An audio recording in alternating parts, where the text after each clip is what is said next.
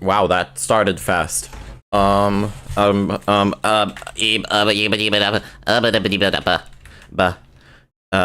But reactions are lazy. I'm doing one.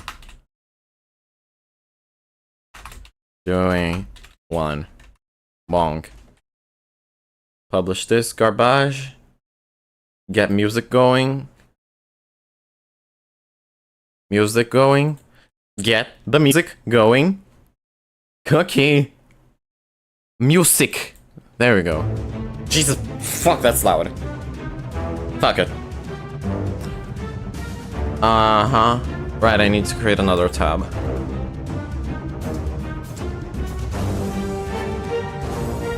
God, this is fucking intense. Jesus. Tu cha, tu cha, tu cha, tu cha, tu cha, tu cha, tu cha.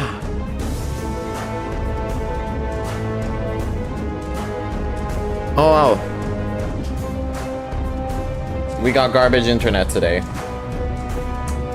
As expected, honestly, but who knows. Okay, well. Howdy and hello everybody. Welcome to a reaction stream. Because I'm a lazy piece of shit who has nothing better to do with her life. So, Darian Quilloy released a new Vita Carnis video.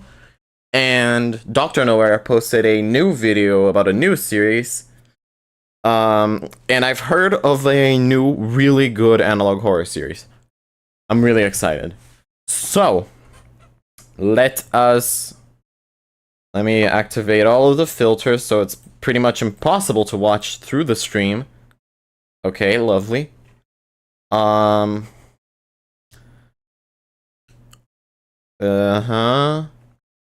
Right, there's supposed to be like a volume thing. Okay, there we go. This is hopefully good enough to be barely understandable. Anyways, main monitor. Let's get to it. No time to spare. Dr. Nowhere. There it is.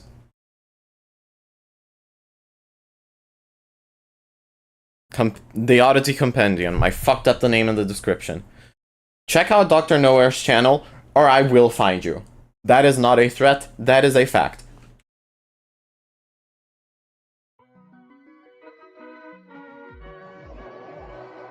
Dr. Nowhere's Office of Wonders presents the Oddity Compendium, a beginner's anomaly education program. Yay! That's awesome. So is that Dr. Nowhere's new little icon on the corner? Yeah, it is. This little goober. That's Dr. Nowhere's profile pic. Yeah. Awesome. Welcome to the Oddity Compendium. Thank you. Today, we will be learning about many wonderful and strange oddities that exist inside of, outside of, and around your universe. Yes. Strange phenomena can range anywhere from life forms, products, and organizations to even... Sorry, I was focusing on something else. What? Can range anywhere from life forms, products, and organizations to even events in anomalous time periods. Important. The following information has been acquired from realities that may be separate from the one you are currently residing in. Please be aware that knowledge or comprehension of incompatible information may result in a conscious reality fracture. Okay, well, that... Good. Good, Chris. That's the idea. It's for you to watch the video. There. Watch the original, you bum. Okay. A conscious reality CR fracture is an event that may occur when an individual perceives a material that originates from an incompatible reality symptoms. From incompatible reality. Symptoms include migraines, excessive bouts of deja vu, instant death, and more. Well, okay then. I have two of those. I'll let you guys figure out which ones. Mario World. Installment number 1. Phobe. Phobads. Phobe? I don't know. Faux is French for fake, I believe. A land of forgotten faces and geometric knowledge beyond belief. Okay.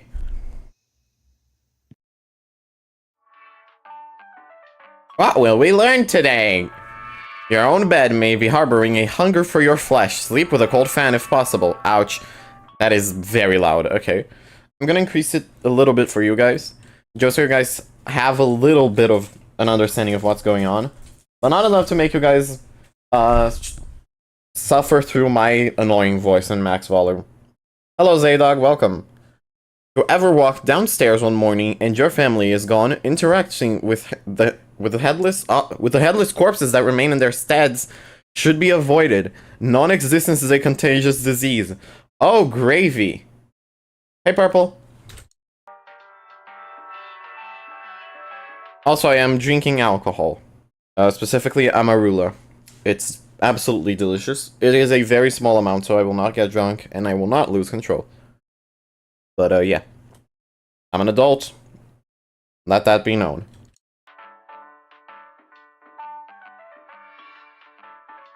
If you're out in the middle of nowhere, Dr. Nowhere, and you get a rush of brilliant ideas, turn back immediately. Enlightenment is a drug, and the withdrawals can kill. Oh god, I wish I had a withdrawal of this thing. I don't. I'm high on it constantly. Okay, cool, Chris.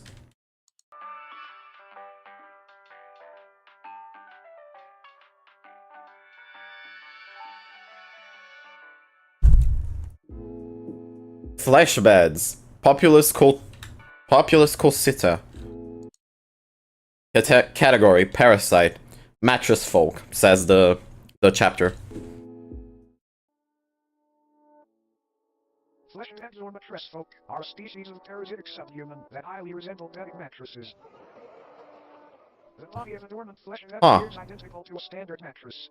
However, slicing the thin sheet-like skin reveals many soft organs, limb-like appendages, and a humanoid head which hides beneath the skin.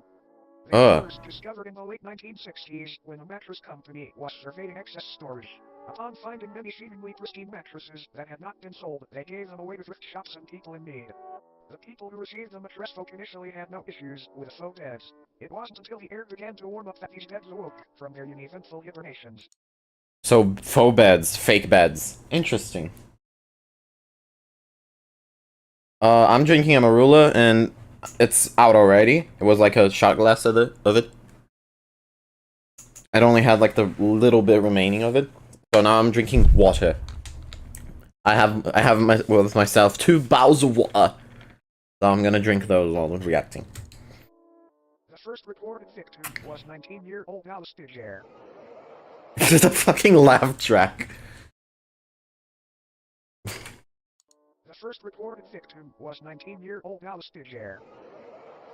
She had been sleeping on a flesh bed for roughly 6 months before her sudden disappearance. After noticing the stench of sulfur and rot originating from her bed, her family called authorities, and the inside of the mattress revealed a feasting parasite, several hundred human bones, and 100?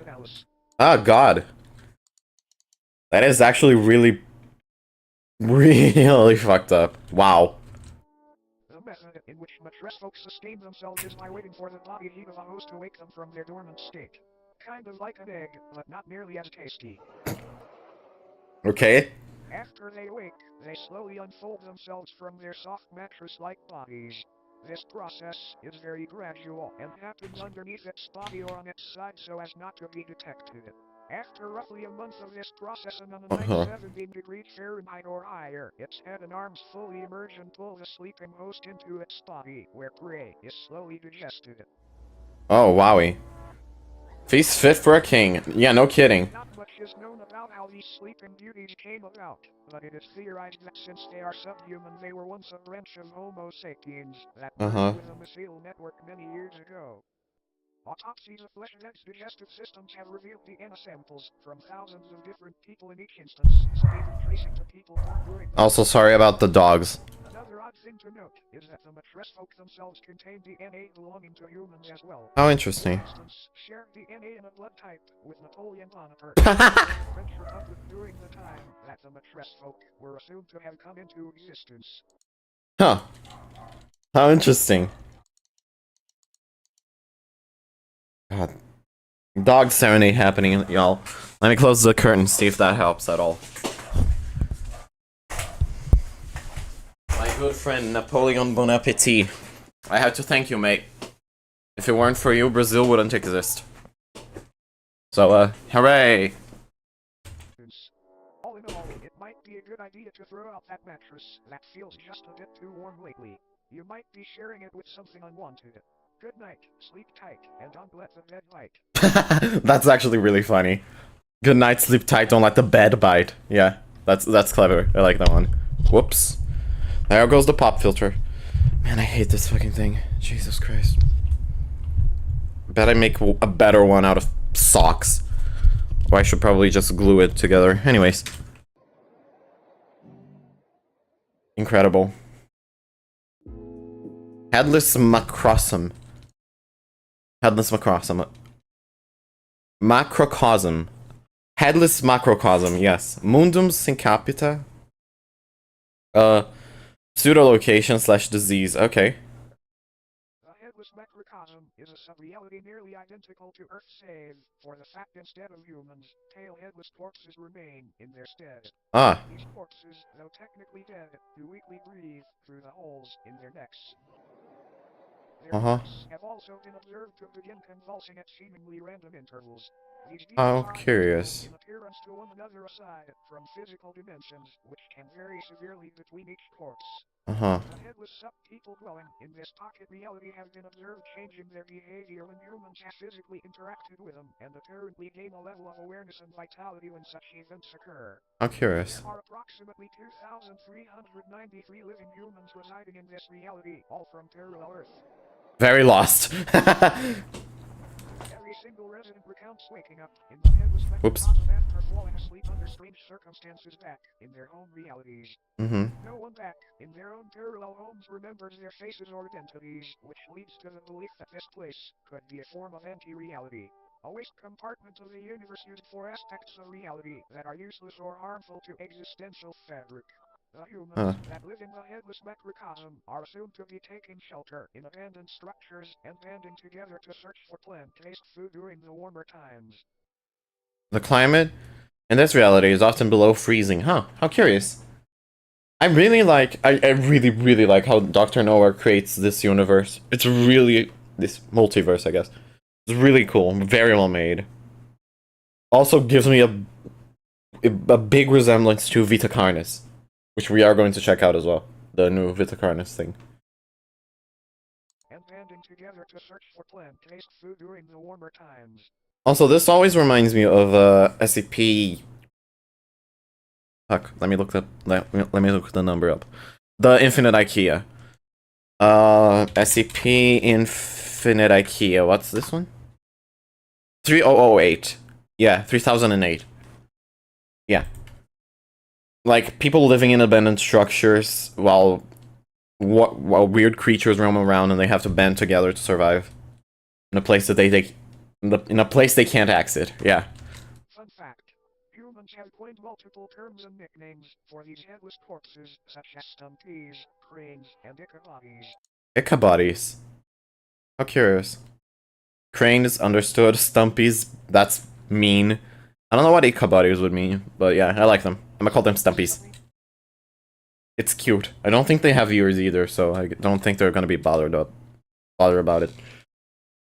Reality being detached from main reality, an incident took place which created a temporary tier between the two. A man residing in the headless macrocosm was walking through a field with a small house in the center. Upon reaching the house, the man unintentionally brushed up against one of the breathing bodies. This body, just before motionless aside from the labored convulsions, sprang to life and removed the head of the man. It then proceeded to attach the severed head to the stump of its own neck. Oh, how curious. The man's name was Michael Edford. The man's name was Michael. Searching for compatibilities.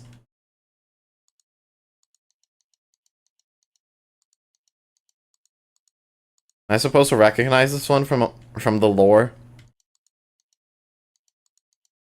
Edford. What was the text on top of it? This now? That's not text. What did it say? Oh, searching for compatibilities. Me, face, you are blah blah blah blah. Whoops. Okay. Have placed Michael's head where its own should be. An event occurred back on Earth in the year 2061 that resulted in governmental intervention. Okay. A family's call to the authorities described an impossibly tall naked figure appearing in their backyard. The presence of this oddity was highly distressing to the family, and they remained inside their home until the situation was resolved. Yes, what was it? The face you are looking for no longer exists. Ooh. Ooh, that's really cool. That concept's actually really, really cool. Photograph depicts this figure they spoke of. Michael Tedford's rotting head is affixed atop its frail neck. Shortly Curious. after the photo was taken, what was left of Tedford's existence was removed from the premises and taken to an upscale anomaly testing site. Apparently, this corpse was attempting to quite literally become Tedford by leeching off of his existence. These breathing bodies of... Whoa, I guess I have to read that. These breathing bodies appear to be in a constant state of yearning to reconnect with the roots of reality again, as they have been taken a hold of by many dangerous and contagious disease. That's really disturbing and also reminds me a lot of the boiled one. The face changed. Yeah, look. It changed and then it went back. Appear to be in a constant state of yearning to reconnect with the roots of reality again, as they have been taken a hold by a dangerous and contagious disease. Okay. This disease appears to be non-existence itself. It can affect anyone on Earth at any time, and once it takes hold, the headless macrocosm deems you valid for residence within its endless meadows, filled with fellow patients. But don't worry, it's a rare diagnosis. Okay, good. In fact, occasionally, crude man-made structures will form seemingly out of nowhere in order to correspond with the structures on parallel Earth. As mentioned earlier, the headless macrocosm itself functions like a digestive tract of the universe, and these structures may be antibodies attempting to fight off the virus of non-existence. I'm curious. Check your head. Screwed on tight. Great. I think so. You might want to hang on tight to it for this next one. Oh, good. And it zooms into the stump. Really cool. I like these guys. I like these guys a lot. Obelisks. Obelisks of Enlightenment. Illustratio Geometrica. Category Enigmatic Divinity. Jesus Christ, Cookie. Enigmatic Divinity. I'm curious. Oh, hello there. Have a little face. Also known as the Fathers of True North, they appear in groups of 1 to 8 and stand anywhere from 10 to 150 feet tall. Each obelisk is levitating just barely above the ground and facing geodetic north. Though most of them reside in remote fields and deserts, they have also floating above the ocean within the vicinity of the Bermuda Triangle. Of course. They are moving just ever so slightly and progress approximately 2 inches forward a year. These obelisks are enlightened in the infinitely vast secrets of the universe, and their constant... Oh god, their little teeth. ...information as a means of waste to counteract the overwhelming intake of knowledge. Though currently enclosed and monitored by government entities, many people have wandered into these locations prior claiming to be following the sound of angelic singing. This alluring hum emanating from these obelisks induces a massive increase in general intelligence and subconscious listening. Folklore often refers to the frequency as the song of the divine contour. Oh, interesting. Biological elements are unraveled thousands of feet into the sky to make a metaphysical connection from Earth to the universe. It is assumed this is a form of knowledge worship, an attempt to make a mortal sacrifice for an immortal honor. Fun fact. These organs are confirmed to be those of the humans and other biological matter that were absorbed after enlightenment. Upon perceiving the words spoken by the obelisks or entering into close proximity with them, the human brain either spontaneously expands and combusts or receives an ability to comprehend the sacred information. Talk about being open-minded. That's quite mind-blowing, I suppose. Okay, bye, Chris. Whenever a subject is able to comprehend this knowledge, they are biologically absorbed into the obelisk, becoming wholly unified with the being. How curious. It's not entirely understood how these anomalies were brought into existence, but they seem to be tears in the fabric of reality akin to black holes. Many speculate that these rifts were opened by ancient giants who were dissatisfied with a lack of Earth's knowledge. Many unnaturally large humanoid skeletons have been found underground adjacent to obelisk sites, further supporting this idea. When the obelisks made their debut on Earth, they aided in the construction of the pyramids of Giza, Of course. showing digestible levels of sacred knowledge onto Egyptian pharaoh Khufu after he was lured into the desert by their beckoning chords. Of course. This knowledge would help Khufu Pyramids. rationalize a possible blueprint and method for building these grand tombs, and they were made into the shapes of pyramids as a tribute to the divine structures.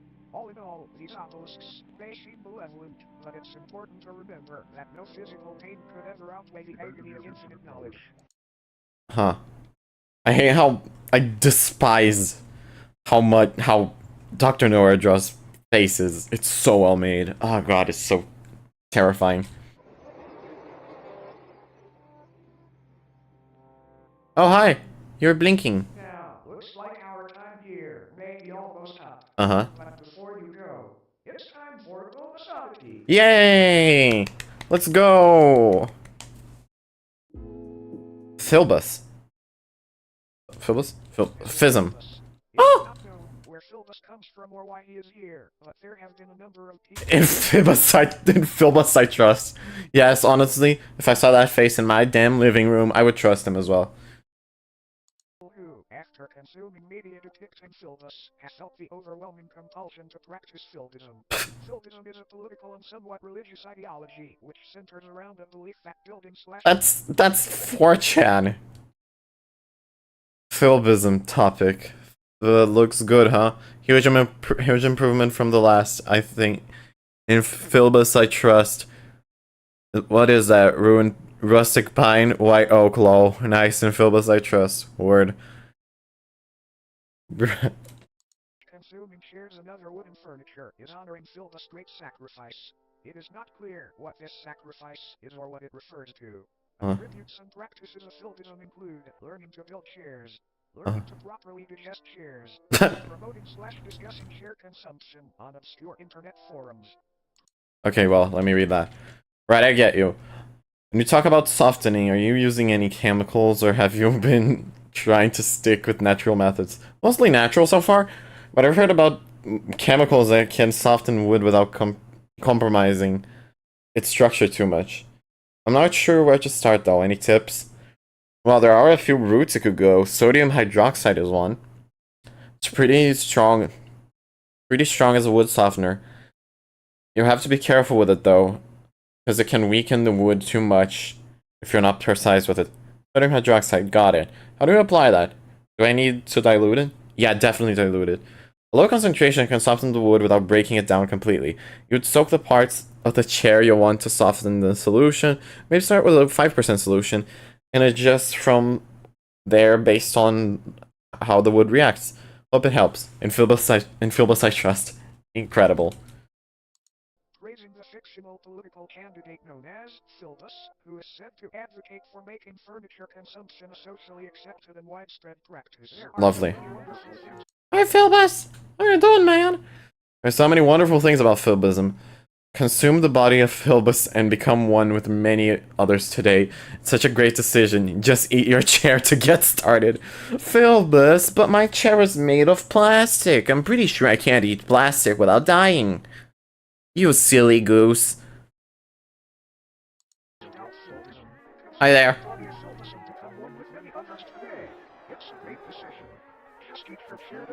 Any mention of Philbism and elaboration on the subject will eventually result in it becoming a sponsorship or advertisement of sorts.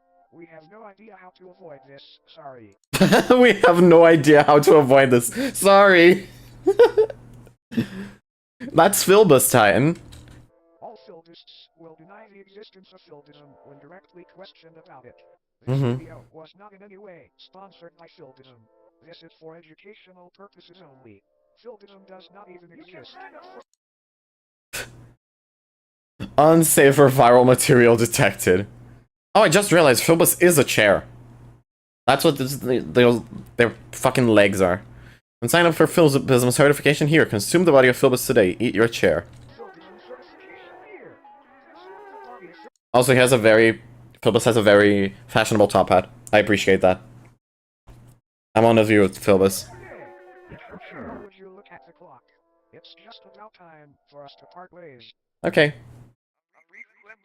process will now commence. Uh-huh. Purely auditory procedure will ensure you do not come away from this with any ailments from beyond contract during your viewing. Okay.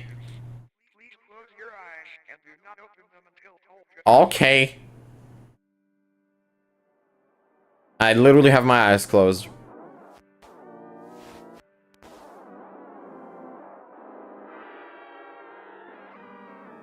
Lovely. I love being mentally cleansed.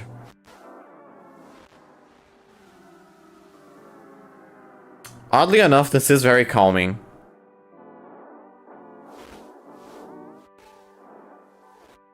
Are you guys seeing anything? Because I literally have my eyes closed.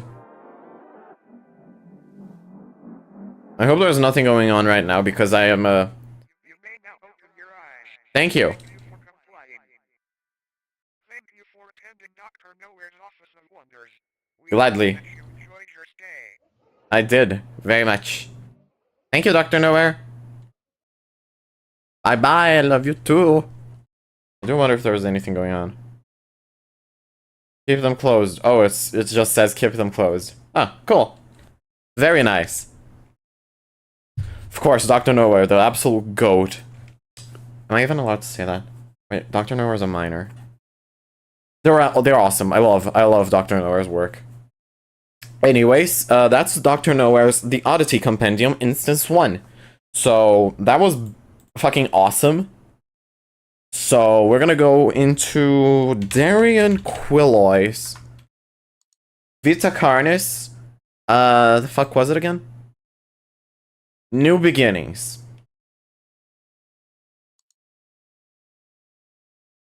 This video talks about and shows images of graphic content like flashing lights, gore, violence, death.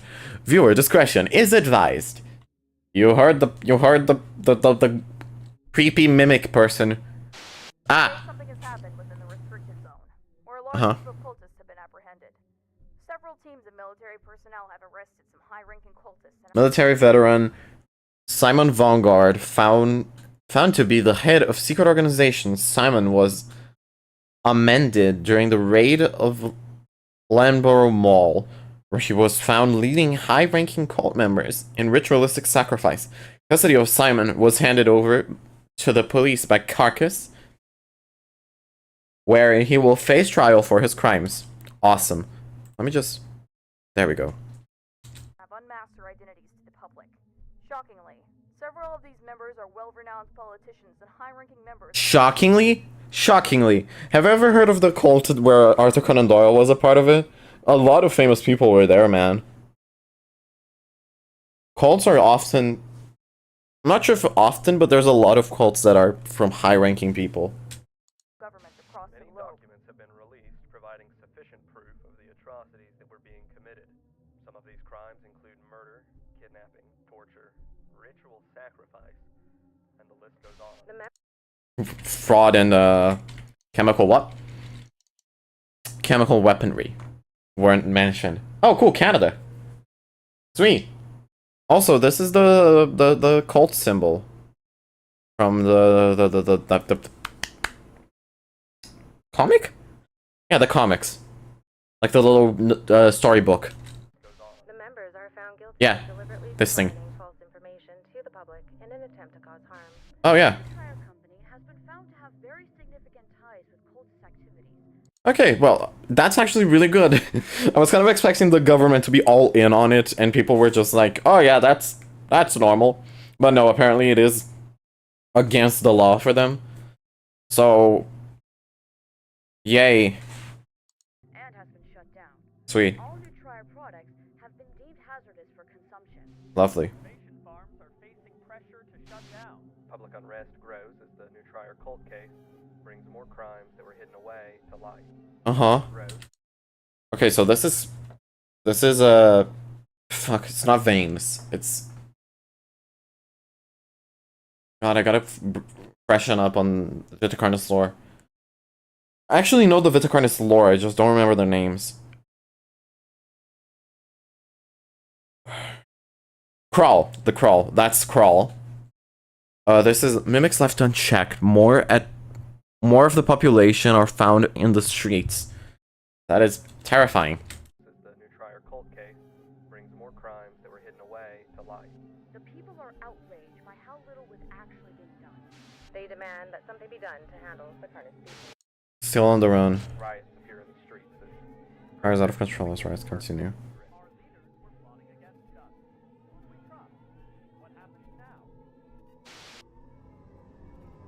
Oh, hey, Singularity. What's up?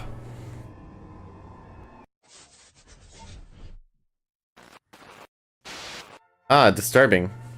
Lovely. To Magister's Wonder Show. Uh-huh. I am the Magister, and get Oh, ready to hello, explore Magister. all of the world's wonders. Uh-huh. Today, we are learning about the circle of life. Lovely. Hey, Carcass! Dr. Marshall Trados, head director and doctor of Carcass. Progress report, Vita Carnis. I don't remember what Vita Carnis is. Date 1991. 30th of June 1991. July. July? June.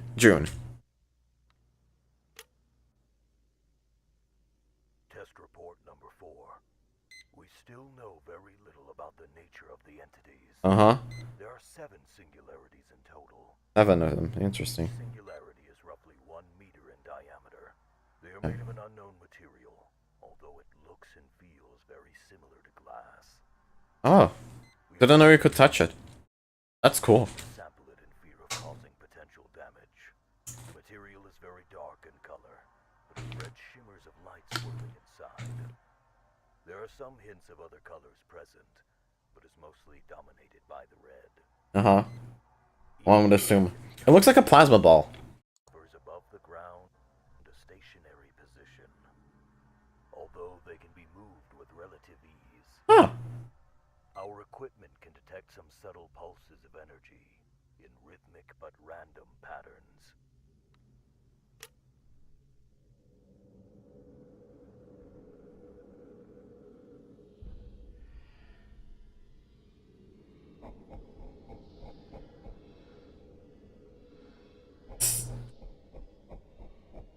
Pretty sure this is like the type of noise that we saw at the very end of season 1.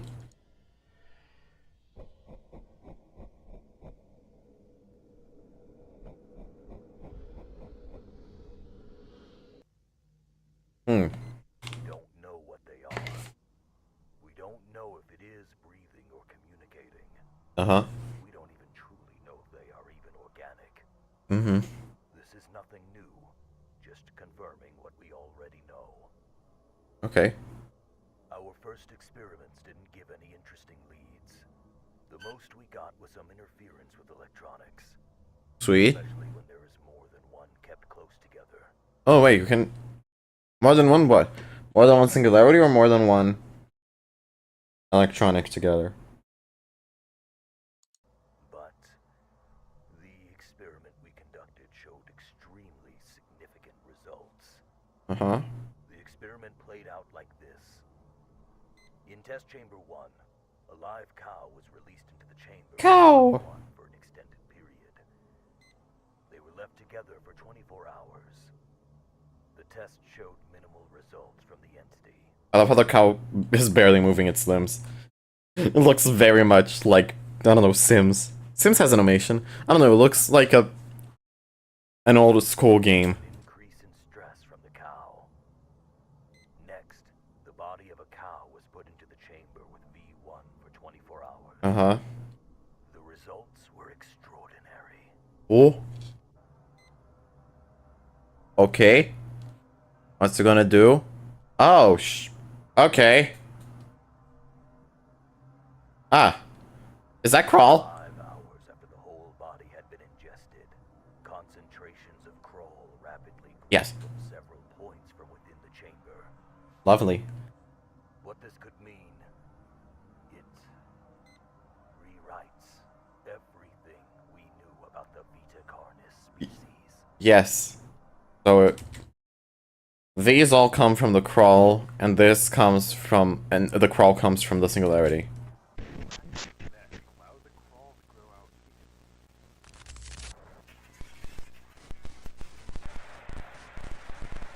The fuck? First, a young larva hatches from within its egg. It will roam around and find food to help it grow and grow. Disgusting. Once they are big enough, they transform into a pupa. And after some more time, they transform into an adult beetle. Ah! The adult beetle will go out into the world in search of... I love beetles. Beetles are adorable. Dr. Rhodes Ceres. Rhodes Ceres? Pro Specialist, Head Cultivator. Progress Report, Vita Carnis. Vita Simulator, no way! Skandar Dev, what are you doing? 31st of July, 1991. Okay, so like a month and a day later. Audio log. Progress report for crawl samples. Cultivation has been successful. Okay. So far, we grew them with 3 specific environmental factors. 1 is our control group, 2 with access to additional nutrition sources, and 3 with exposure to radio signals. Uh-huh.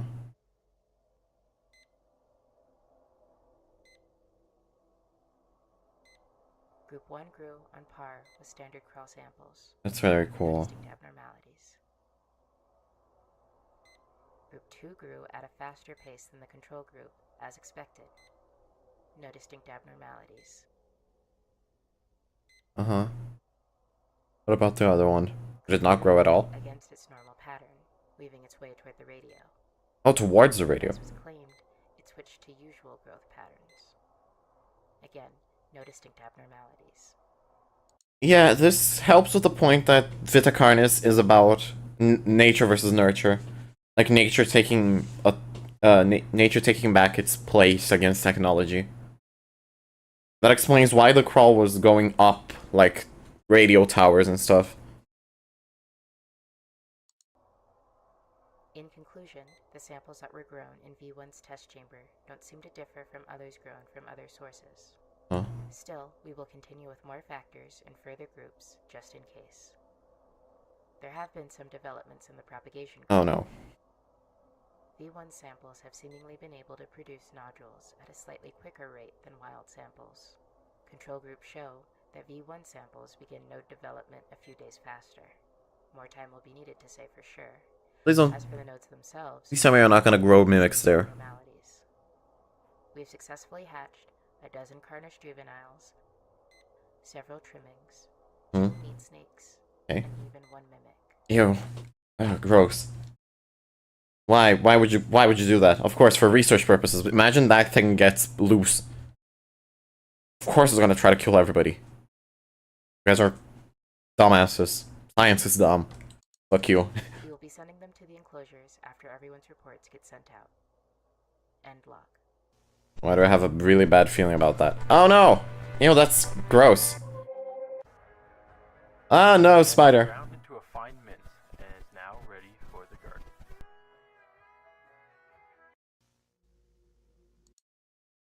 Dr. Fawn Penitro. Trimming specialist. 1 month later. Exactly 1 month later. Ignovus Carnis. So they're reporting on the trimmings that were created from the Singularity. I'm assuming they're going to be way more aggressive, because I'm pretty sure that's kind of like the theme of the Chapter 2, the Season 2 trailer. Audio log. Progress report for trimming colony. Significant progress in learning the social patterns of a group of trimmings we have been keeping together. A new batch of juveniles were added. Oh, they're so cute. Progress report. They were accepted into the community immediately. No conflict or rejection observed. They did provide the circumstances to document more of their interactions. Flesh turtles. Trimmings communicate through a series of vocal cues. Colony members meeting the new batch with squeaks and squeals. They also are not afraid to show us when they are upset. Trimmings also use some physical displays as well. For example, trimmings do a chewing or chatter motion with their mouths when they are happy or interested in something. Oh, they're adorable. The experiment that we performed was to explore the extent of their communication skills. The test went like this. took one of the trimmings and had them in place in a modified enclosure. Hmm? The speaker would play 2 separate audio cues. A positive cue would play, followed by a treat. And a negative cue, followed by a small spray of cold water. Oh, poor pupper. We did several rounds of Poor both baby. audio cues to condition the trimming's response.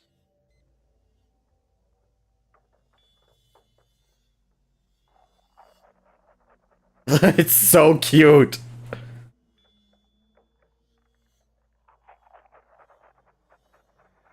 It's so cute.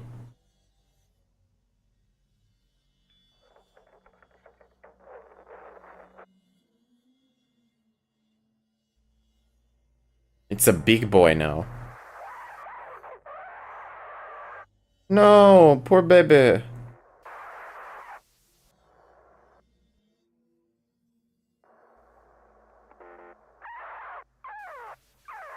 Oh no. Poor creature. After the test, the trimming was released back to its colony. And after a few hours, we tested how much the trimmings communicated. Uh-huh. Another speaker was placed near the colony's enclosure, where we played the same audio cues.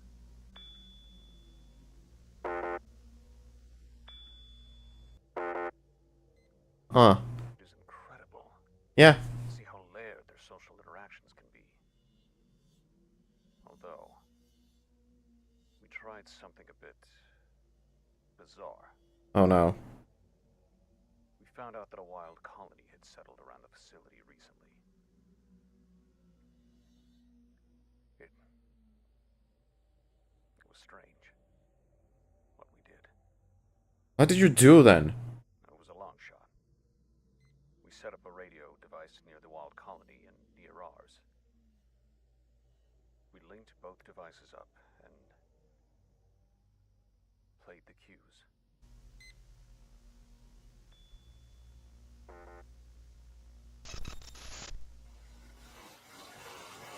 There's many dangers out there. There are many. So they have a hive mind?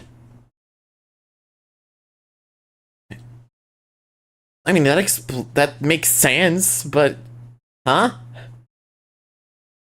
They communicate through fucking ultraviolet, infrared, something? Or are they genuinely just hive minds? Which could also work considering that the crawls are literally veins coming out from the earth. Predators that would love to have beetles for a snack. And unfortunately, not all beetles make it. Mm-hmm. It is sad, but that's how the circle of life works. Indeed. But look, one of the beetles has laid eggs. And once the beetle's eggs hatch, the beautiful cycle starts again.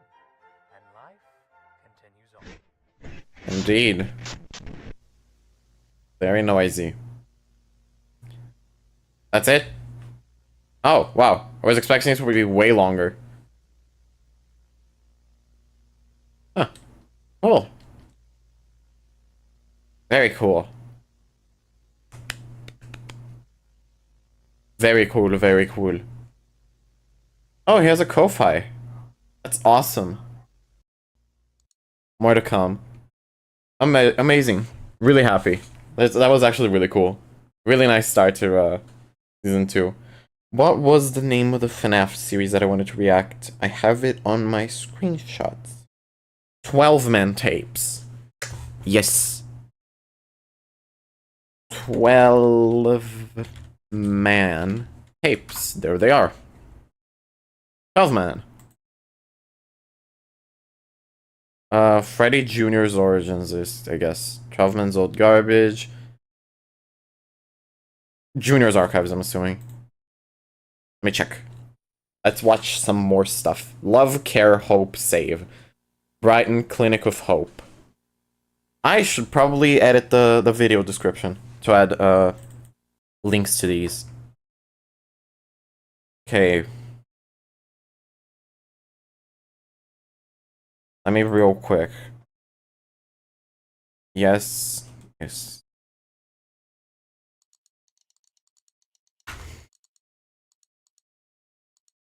So it's Dr. Nowhere.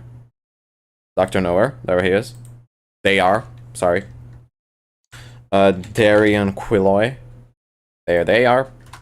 12 man. Whoopity do that. 12. 12 men. Bazinga. Save. Yeah. Okay, awesome.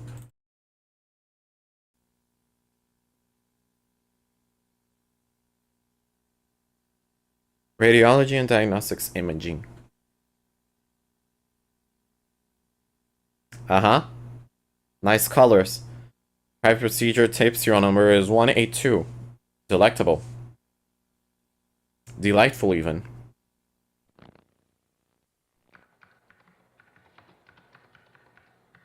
$85. Interesting. Nice Gmod model.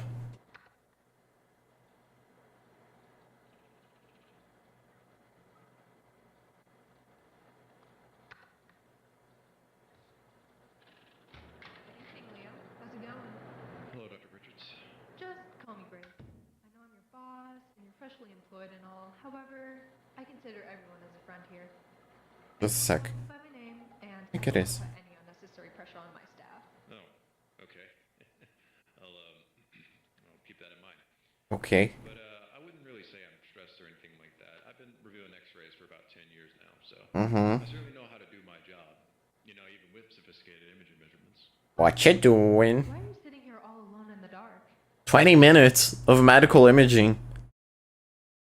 I hope this is like the bite victim. I'm assuming this is the bite victim. Good old Cece. I'm not conducting any procedures right now. You'll strain your eyes badly by staring at these screens. Oh, that's nothing. Don't worry about it. I'm used Don't worry about it. Forget about it. to really much of an issue, so it's really unlikely I'd do something to my eyes. So, you wanted to have a little conversation with me? You called my office number 2 times, not even 3 minutes ago. Yeah, I wanted to check if Brendan had passed you some urgent information about the recent CT scans we've conducted for the past 2 weeks. I don't know anything about it. Really? Richard didn't tell you that? No? Of course he did tell you, otherwise we wouldn't be having this conversation. What kind of conversation? Is something going on in this department that I don't know? Grace, please, just let me explain. Okay. I wanted to tell you, but I was just too afraid of how you would react. But here goes, I guess. Well, the past 2 weeks, I've been receiving some pretty odd cases. My old job at St. Hannah Radiology Center, most of the time, if not always, I received and examined CT scans of brain abnormalities, skull traumas, and abdominal oddities. Most of the time, it was just internal bleeding cases, blood clots, phenomena, tuberculosis, and 2 cases of immovable lung cancer tumors. But when I started working here, give me a second, let me hand over my computer. Why do you need this camera? It's my tool to record evidence that might be useful in catching this children's poisoner. Children's poisoner? Yeah, but oh, right. And when I started working here, my first few weeks were exactly the same as my old office. Uh-huh. Let me type a few commands.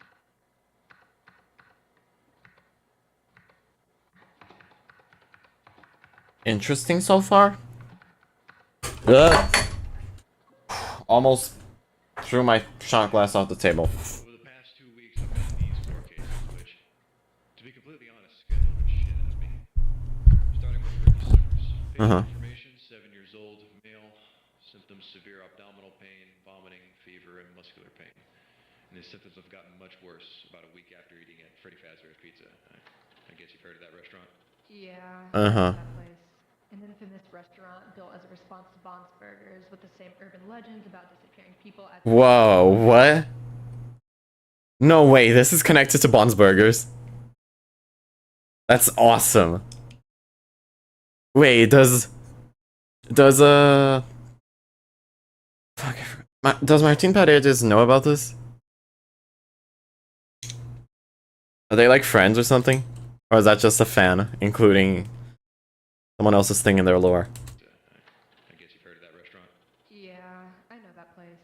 An infamous restaurant built as a response to Bond's Burgers with Built as a response to Bond's Burgers. Amazing.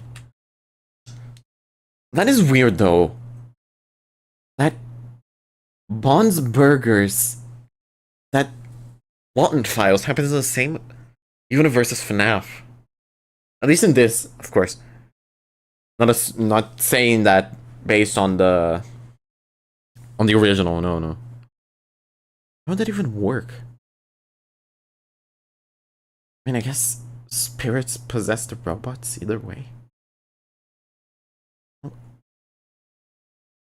mean, depends on what type of lore they're taking from Walton Files into this, because can be taken, at least so far, can be very different depending on who you ask. Anyways. An infamous restaurant built as a response to Bond's Burgers with the same urban legends about disappearing people as its spiritual predecessor.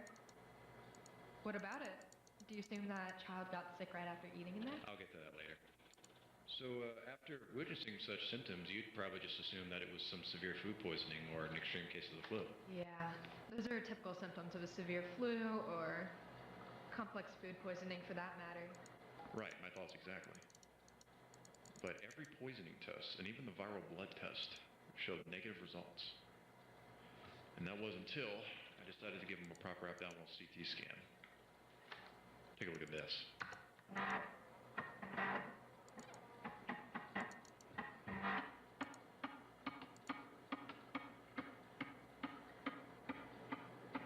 Huh? What the fuck? Please, doctor, excuse my foul mouth, but Jesus, what the hell is this? That is cystic echinocosis. Cystic echinococosis? How? In this region? How'd that thing get so big? These little tapeworm bastards tend to develop really fast and almost undetected. When they do decide to finally show up, most of the time it's just too late. The fuck? The whole abdominal cavity gets infected. Freddy's infects people with tapeworms? Oh no. Oh, the thumbnail, mate. The thumbnail explained to me what happened. Ah, God, they're cooking people. They cook people and serve it to customers. Well, congratulations on your accurate diagnosis then, but... I'm not finished yet, Grace. I wouldn't call you and disturb your inner peace if it was just a single case of cystic echinocosis.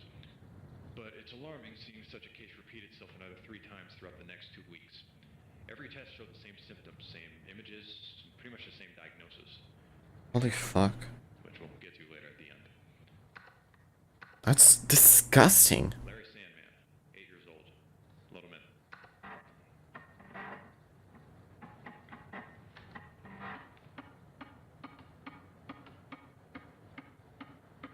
Another one.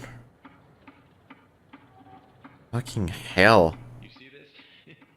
As big as Demi's ego cyst? But here's an even more interesting thing. All these kids didn't have any contact with infected animal feces. Hell, it's even impossible to catch such a parasitic disease here. There's no bears, foxes, badgers, or any wild animal for that matter. There's no bears and foxes in the region where Freddy's exists. That's actually kind of interesting. I mean, I guess if MatPat was right, in a place where bears don't exist, they would, of course, create a bear out of robot parts. Oh my god, I still can't believe that. That was our theory. Anyways. So I, and my fellow pediatrician, Dr. Goodman, initiated a little investigation. So? Parents what the hell happened and what they suspect could have caused such an illness. And every single parent admitted that just before the incidents, Freddy's. they all went to the same Freddy Fazbear's Pizzeria. Now the real question is, how in the hell would they all catch the same illness? And especially from classic cheese pizzas, because we got their order bills in our hands to see what they had for dinner. Turns out, some sick fuck roams around there and adds God knows what shit into the pizzas with motherfucking tapeworm eggs in it. Oh my god. But the worst of all of these is the case of Sadie Preacher, who was 6 years old. Oh god. Oh no. Those are unbearable headaches, vomiting, dizziness, and progressive loss of consciousness. I decided that she needed a CT scan right away, and brace yourself. I am not bracing myself enough for this. No matter how much I brace myself, I'm not gonna be braced enough for this. Oh my god, are there tapers in her brain? Turns out that lunatic not only had some spare hydatid worm eggs, but pork tapeworm ones as well. Leo, these poor children. Why hasn't there been a report on this? Brendan was going to tell you that, but he either forgot about it or just got too scared.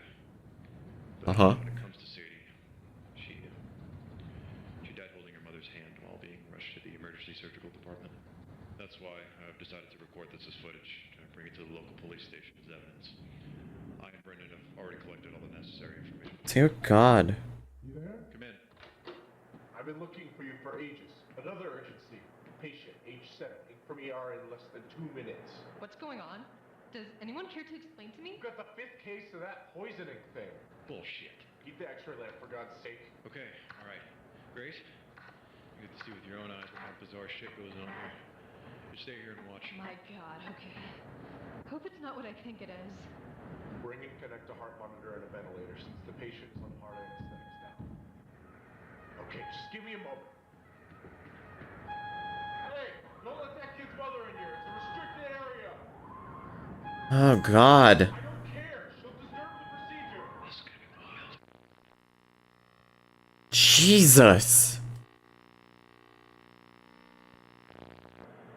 The patient is ready. We can start the procedure. Oh God.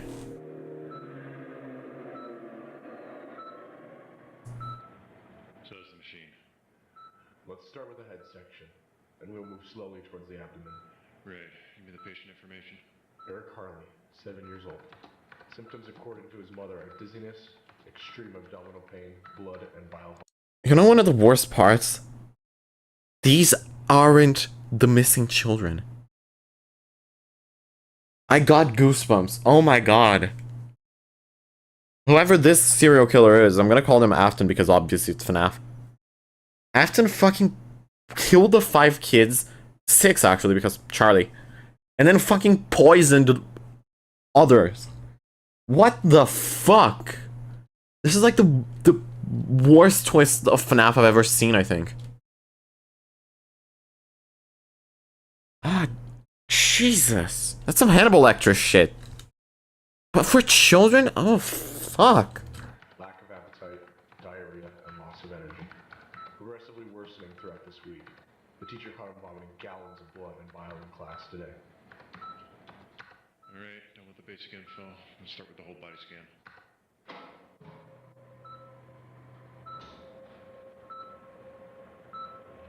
That reminds me of the beginning of Jollibees. How in Jolly, one of the kids, like the murderer poisoned the pizza. Instead of just killing the kids themselves, they just fucking poisoned it. Oh God. I wonder what it's gonna be this time. My bet? Another one of those tapeworm cysts. Brendan, you forgot to tell Grace about our plan. Sorry, flew out of my mind. You know I'm really busy recently and I don't have enough time to actually rest. Luckily your friend told me everything. Good. That's good. Alright, it's done. Let's process the slices. Is that bad? I can't tell. The brain seems to be intact. Okay, good. Abnormalities. Moving to the chest, down to the abdomen. Sorry, I'm not a brain surgeon. I don't know what it looks like. I will say though, it's Brighton. Not Hurricane.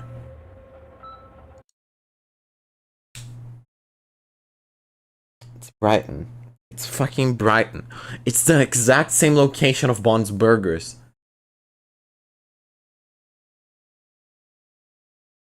That's nuts. This connection is insane. This is absurd.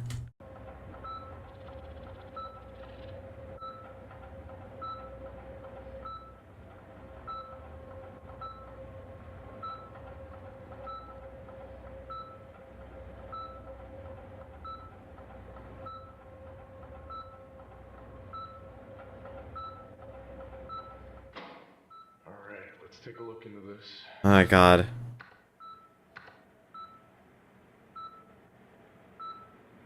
see any cysts here, especially in the liver. So that's regular poisoning then, right? I'm not too sure. The images aren't sharp enough. Try manipulating the image with brightness and contrast.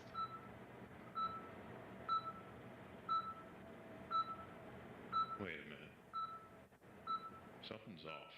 Rescan this section and zoom on to the suspicious area. Alright, just a minute. I'll go talk to his mom. Those poor kids. In this angle, you can tell it's a fasciola hepatica. Hell of a thing. It's actually a full colony of damn liver flukes. No wonder this kid got a sudden bile vomiting attack. These worms are literally eating his liver out. And... oh god. Look at the main vein. It's perforated. Liver fluke must have chewed it up and made its way into the vascular tract. And if the fluke reaches the heart? Eric will die. Take them to the OR. What's going on? Ah, shit, he woke up. Abort the procedure! What? Eric! Eric, it's gonna be okay, buddy, alright? You're gonna be fine. What do you mean anesthesiologist? I know your tummy hurts, but it'll be over soon, okay? We're working as hard as we can, alright? Just stay with me, little man, alright? It's gonna be okay. God. Mom will come soon. Dr. Leo will take the pain away from you. Relax, honey. Keep still, please. Look, Eric, breathe in calm, okay? I gave you some painkillers now. You should go to sleep in a minute, alright? This is so fucked up.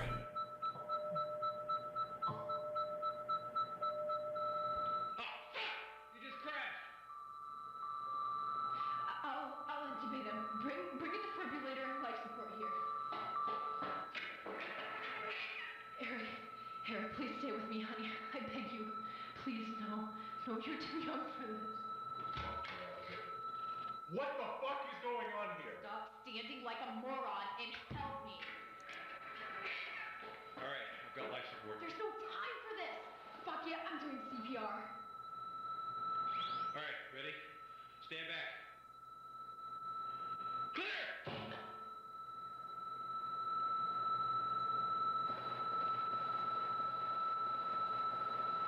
Come on, stay with me, baby. You have the whole life ahead of you, please. Clear!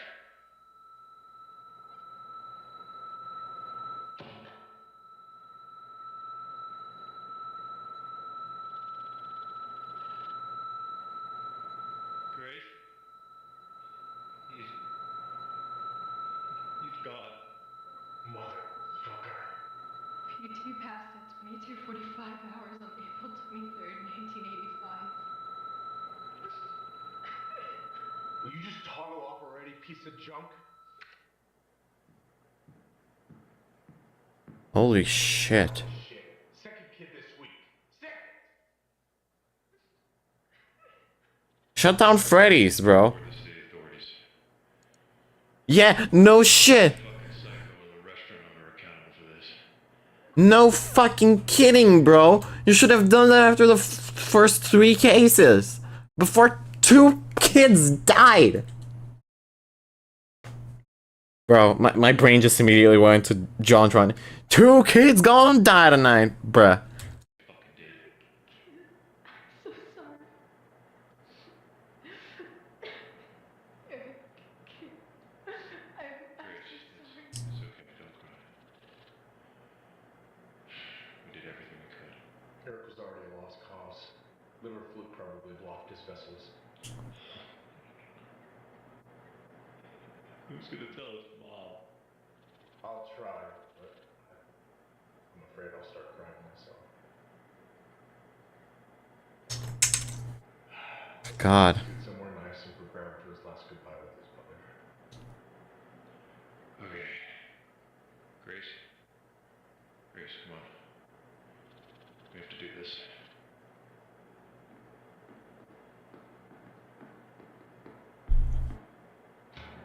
Fucking hell.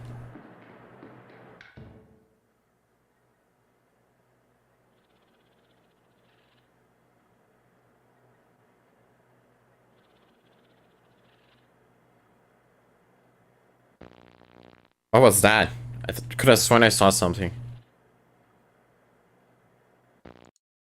Is that a smile?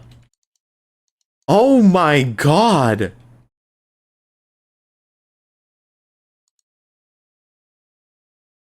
I'm actually tearing up. I am actually tearing up. Oh.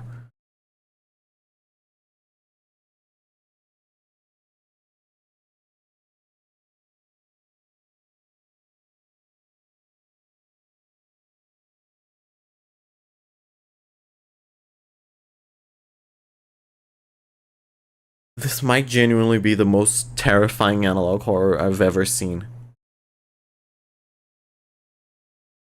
Fuck.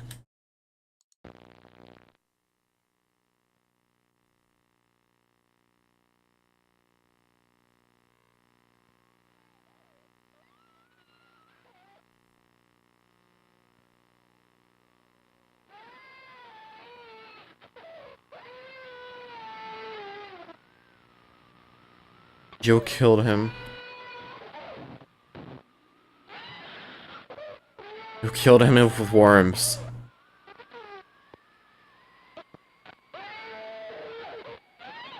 Oh my god.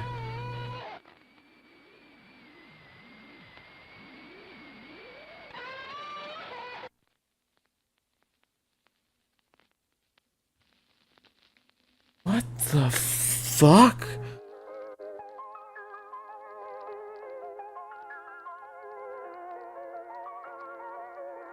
Health Hazard Family Restaurant finally closes its doors. For good.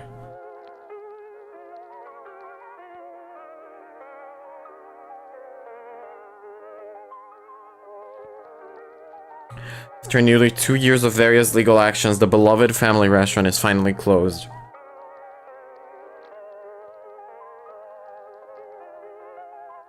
However, after a recent mass bout of food poisonings involving various parasitic infections with 2 fatal cases, the US Food and Drugs Administration, FDA, have ordered the closure of the restaurant and the dissolution of the Fazbear Entertainment Company at the request of the management and the staff of the radiology and blah blah blah.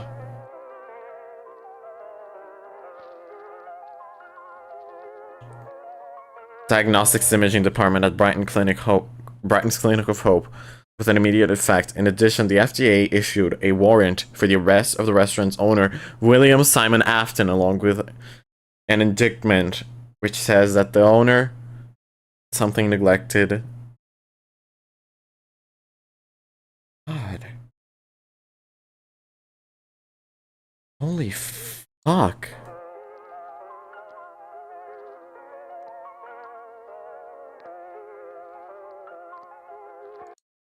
Bro, if Cassidy died like this, Afton deserves way more suffering than fucking Ultimate Custom Night.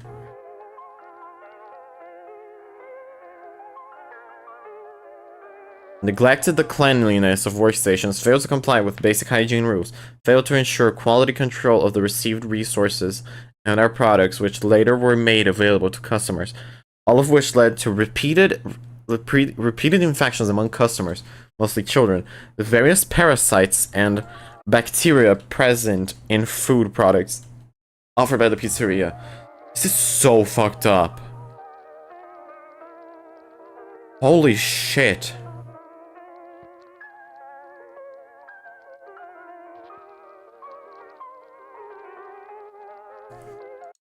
Doctors, the owner did not admit to the above mentioned complaints. He stubbornly insisted that it was impossible for children to get poisoned by stale food from his restaurant. As he stated, all hygiene rules are strictly followed by my employees, and all quality control of wholesale products was regularly carried out.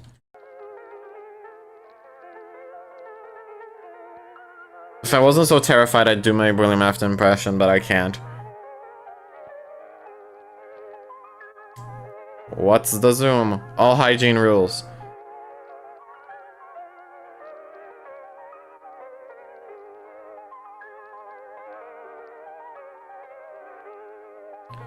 Situation has changed dramatically in the last month. On April 6th, 7-year-old Ricky Summers, who had eaten a pizzeria at a pizzeria 2 weeks before, was hospitalized. Previously standard pharmacotherapy against gastrointestinal infections did not bring the desired results. It was decided to perform a computed tomography of the boy's abdomen. What was discovered horrified radiologists. Yeah, no kidding.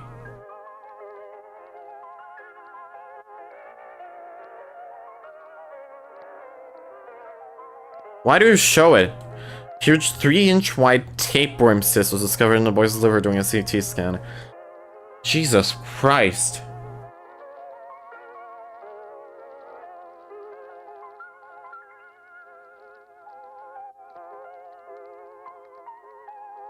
William Afton and his cook were sentenced to 1 year in prison. 1 year? Such low penalty infuriated Brighton residents and parents who were seeking justice. Yeah, to be expected, honestly. Riots broke out. Good. Residents burned down William's house. Not good. Not good. There was a lynching. Lynching? It's a lynching. Let me look it up. Hold up.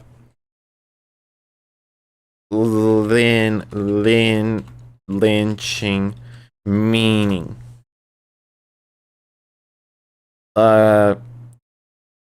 Kill someone specifically by hanging for an alleged offense with or without a legal trial from a mob. Oh god. Condemned someone. So someone was fucking hanged by the mob?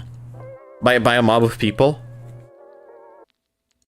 Out of state court, William has been relocated to another state. Said state was called Texas. Texas Town. Called Texas Town. Wait. Oh, sorry. Brain. Said state was called Texas. Town was called Bellwood. Under his new provided identity, he served his sentence there. How much you bet it's Dave Miller? How much you bet it's gonna be Dave Miller, his new identity? On February 7th, 1986, he was released early for good behavior. Go to hell, William. Go to hell.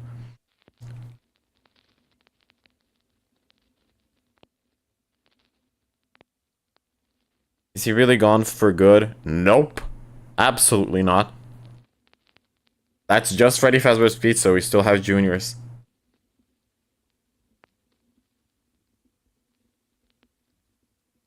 Still have FNaF 2 and FNaF 1 to go through.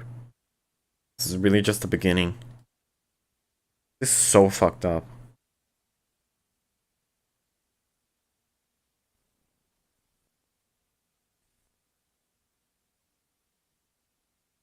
Is anything else gonna happen right now, or? No. Okay. We are back. After that, I gotta take a fear piss. I'll leave you guys with some happy music to pretend you didn't just watch that.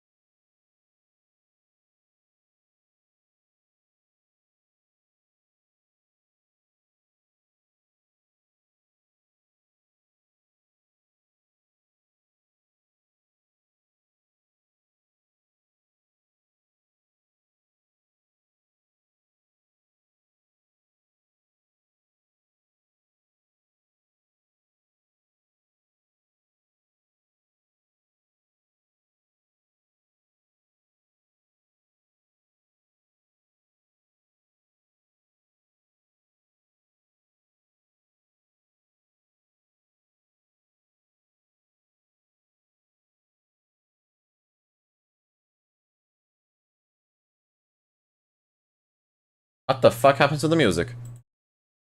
What? What the hell happened? Why is Google... What? I am genuinely confused. What the hell? Okay, well this is playing. Why is this fucked?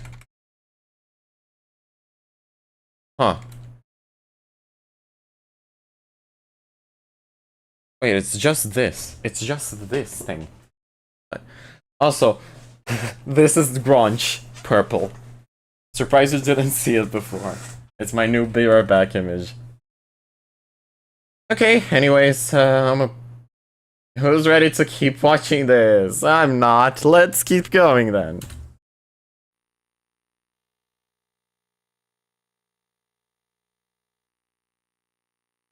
At least this isn't gonna be more fucking worms.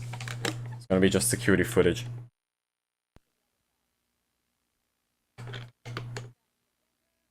It's just the time, we don't actually know when it takes place. Was he really gone? Absolutely not. We're good. Nope.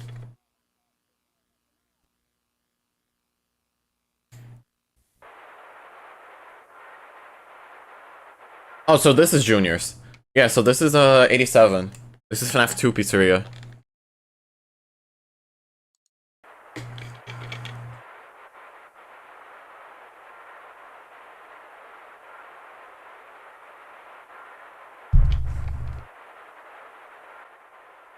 Ouch, my ears. 4 AM. Is that them in the background? That might be them in the background, like here. Not gonna lie though, I thought Baddington's tapes were scary. This is a new level. Holy Congadero.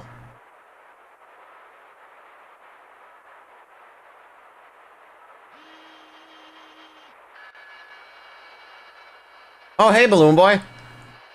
How you doing, you little shit? Guys, let me just say, thank heavens I made this quieter for you. This is barely watchable. How loud this is.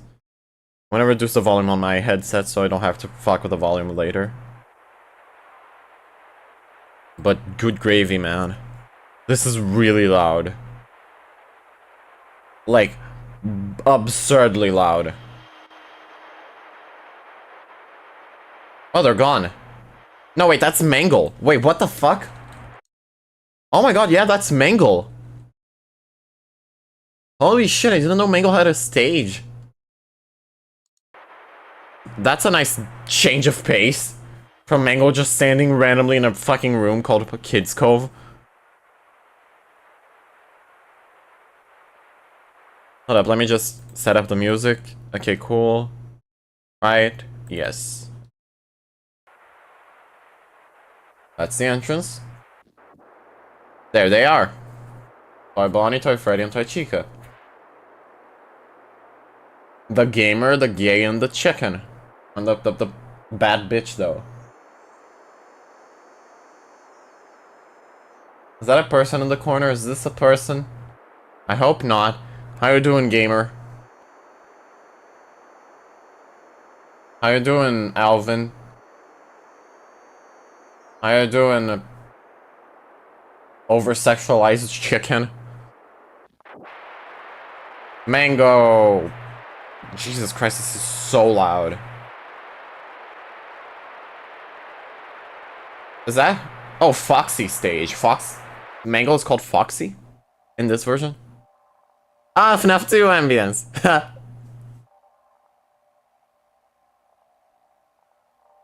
Does this follow the same layout as FNAF 2 then?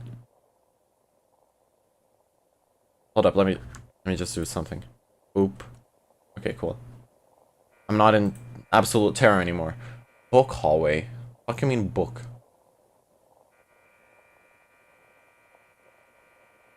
Is that person service? Maybe.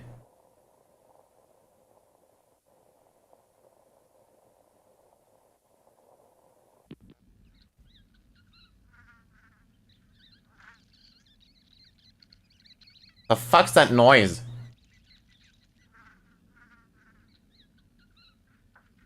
Oh no, it's mice and flies. Uh-huh. A restaurant having mice and flies. Who would have guessed?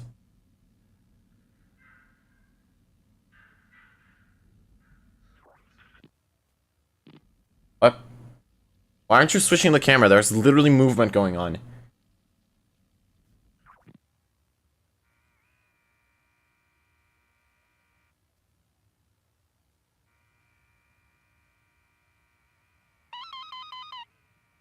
Ooh. Ooh. That's cool. Motion sensors. Switch to camera. Switch to vent, for fuck's sake.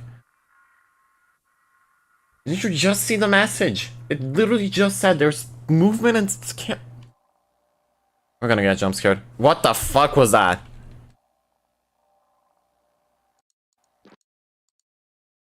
Oh, God. Hi. Are you the girl from the not Shining? Are you the girl from the Exorcist? You sure look like it, buddy. What the fuck are you doing here? Is that Susie?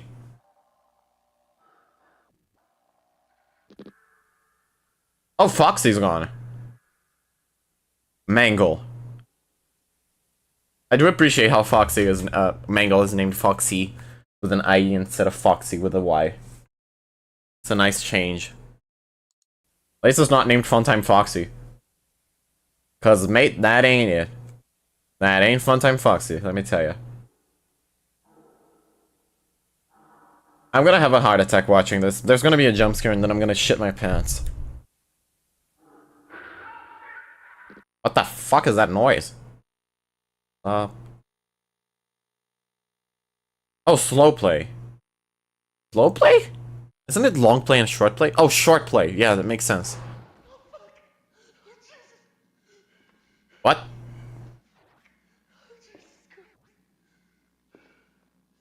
Well, so this is the same day, I believe? You're not safe. There's vents. Have you ever heard of vents? Up us. Above you. You're waiting. What are you doing in juniors, man?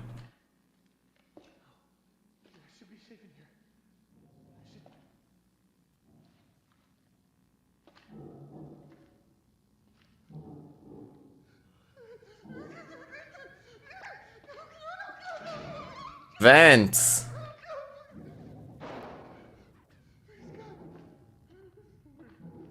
Turn off the fucking flashlight if you're so scared, dumbass.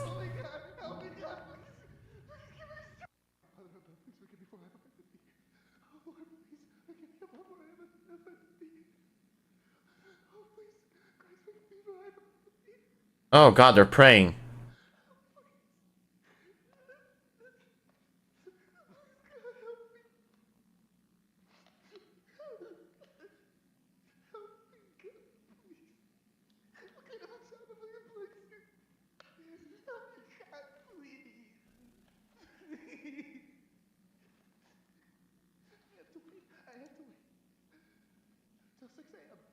Uh-huh.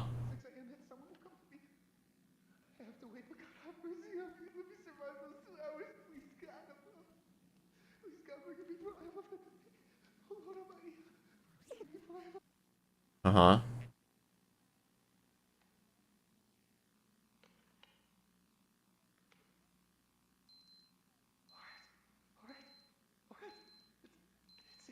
You're not gonna be safe.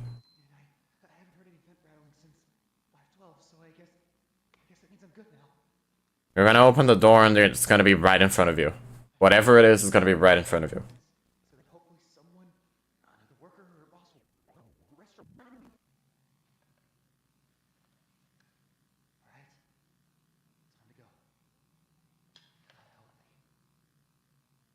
God will not help you here, man. God will not help you. Peekaboo. Jump spook. Get jump spooked, motherfucker. Peekaboo, where is it? Where is the peekaboo? I know there's gonna be a peekaboo. I'm gonna get jump scared. I'm literally holding my headphones against me. I'm reducing my volume. I don't want to get fucking heart attacked. Open. Come on. Open! Bad luck. Uh-oh. Bad decision, Mark. Who? Oh, Mango. Hey. That was way less scary than I was expecting, honestly. Let me see you. Let me see you in full. Ah. How scary. How spooky... How spooky, scary skeleton.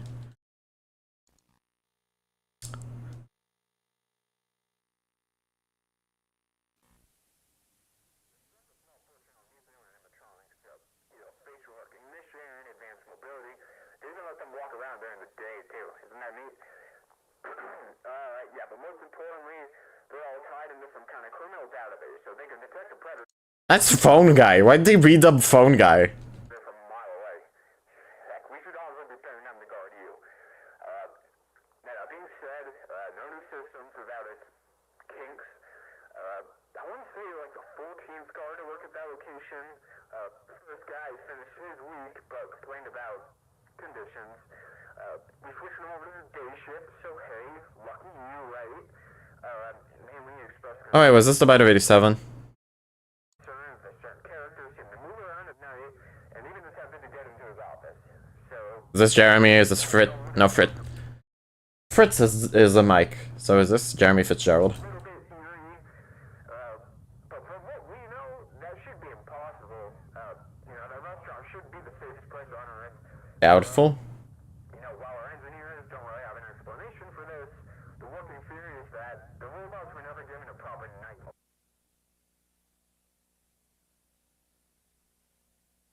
Yes. That guy died.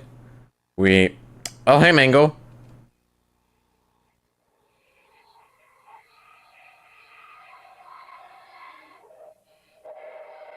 What? What are you saying? Run. Run what? No rest.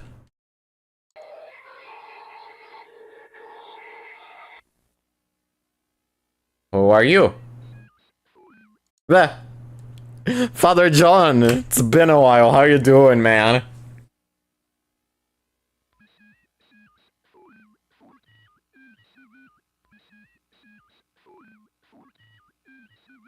Missing since 5/14/87.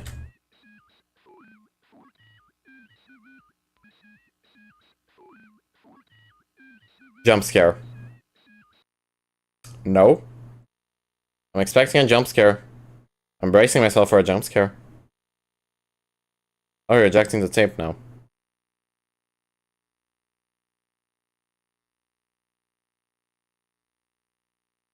Is that it? Yes, that is. Freddy Jr.'s origin. Oh my gravy me. That is long as fuck. Hold up. Open this as a new tab. Link in new tab. Go tab. 12 man.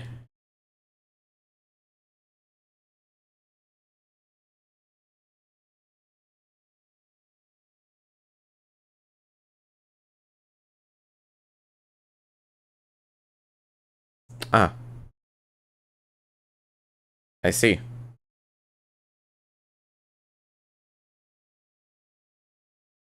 Old garbage. So I'm assuming this is a better one? Listen.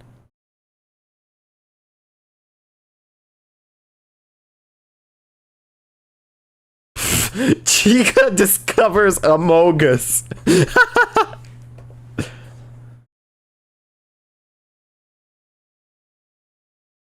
What is this?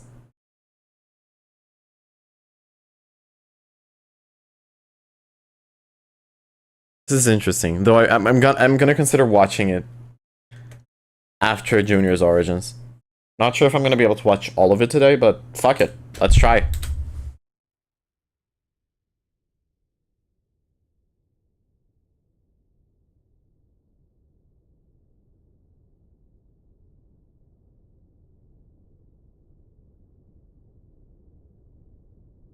20 days later. Compared to Williams' release, compared to Junior's. Yes, you are playing a VHS tape. Yes, that is how VHSs look like, man.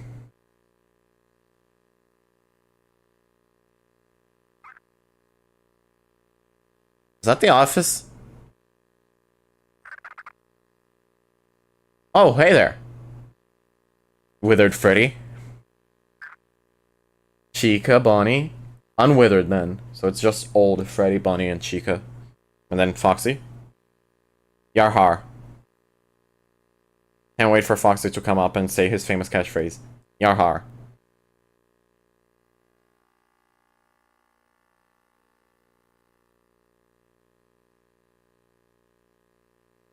Ooh, is that an arcade machine?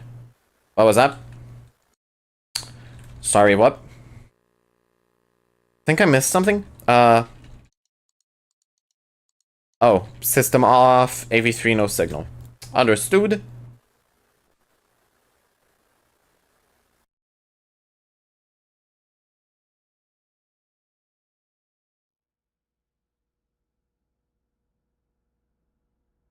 May 12th, 1985. This is after the tapeworm incident. Oh. Oh, wait! This is the FNaF movie design. That's awesome. That's really cool. I like this. I like this a low tad.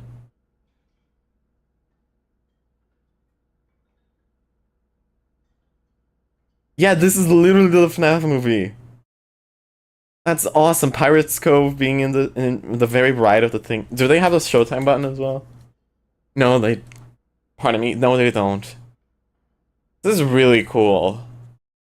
Not gonna lie though, if Freddy Fazbear's Pizza was canonically like this, I'd fucking go there every weekend or something.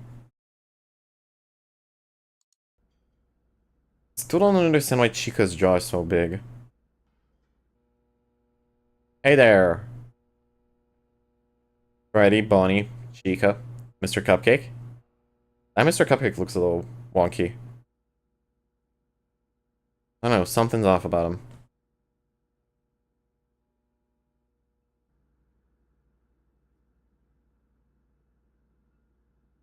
Is this supposed to be someone recording or just casually showing the pizzeria for world building? Wait, wasn't Prize Corner where the kitchen is right now? Or was it... Or am I tripping? No, I'm pretty sure the Prize Corner was... in the movie was where the bathrooms are.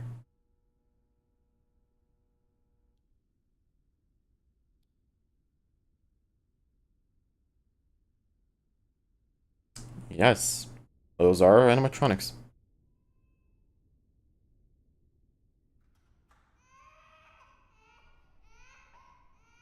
What?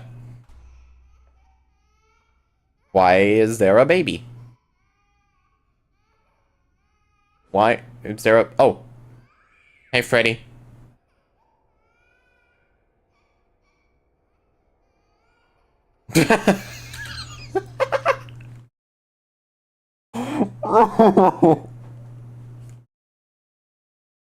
My donkey ass when the doctor says I have dementia. Bro, I don't remember asking.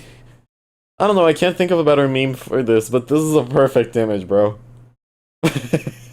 I also appreciate how this Bonnie is way closer to FNAF 1 Bonnie than Withered Bonnie when it comes to color. What is this angle? Oh my god, it is! My donkey ass when somebody says I have no bitches. I don't know, I like the word donkey. It's amazing. I'm pretty sure there is a frame where Bonnie looks at the camera. So it's gonna be literally the... Oh, hey! Your eyes are moving. No bitches? What was that?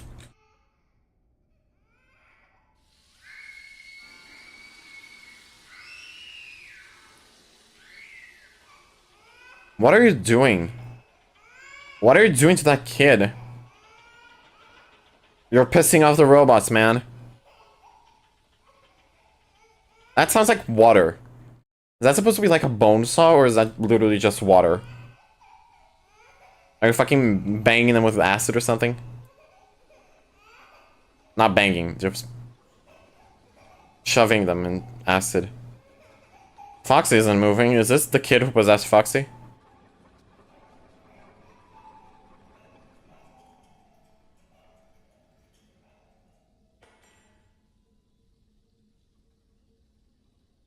Uh-oh. I do not like the kitchen. The kitchen is very spooky. I do not like it at all. Oh! So it was water. Oh, it's running water to clean up the blood. Oh, isn't that just lovely? Uh-huh. Kitchen knife and butcher knife covered in blood. Butcher knife, cleaver.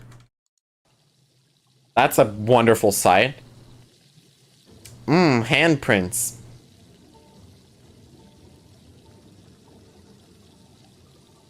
That's a lot of blood.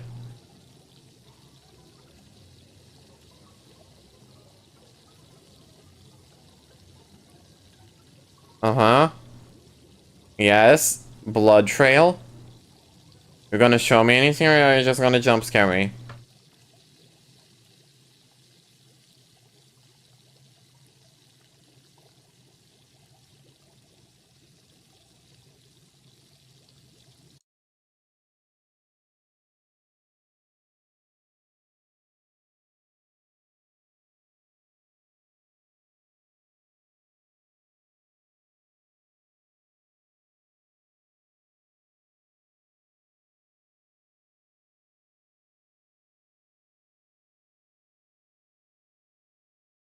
He's cooking the girl into chicken nuggets.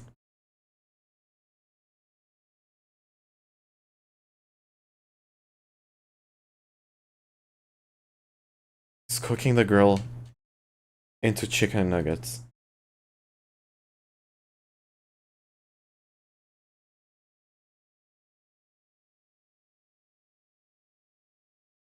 Okay, well, there's the goosebumps again. Honestly, to be expected. I'm gonna put Cookie back to normal phase, but Jesus Christ, that is horrific.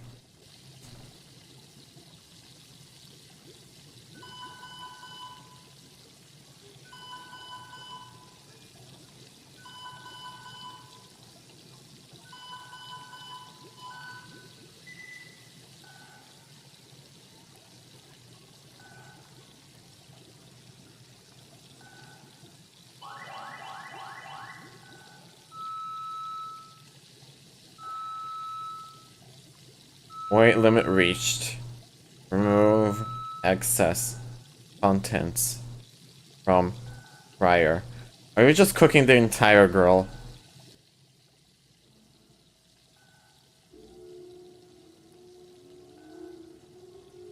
Wow, this is literally the FNaF movie kitchen. That's actually really cool.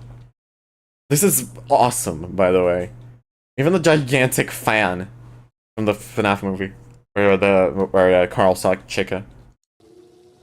I'm assuming the fridge is over here on this side, just like in the movie.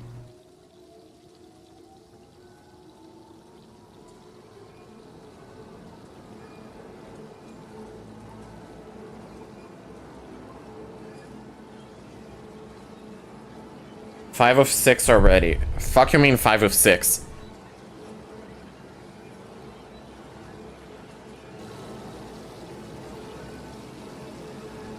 One is getting ready. 39 minutes left. That is so loud. Oh my god.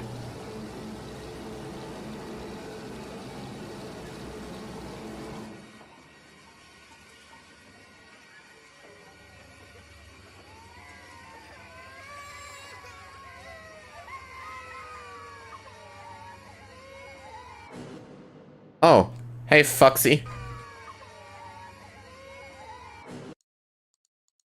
Let's see. Boiled. Oh god, Freddy was... Oh god, you can see the kid's face inside of Freddy. Was boiled in 1984. Foxy was...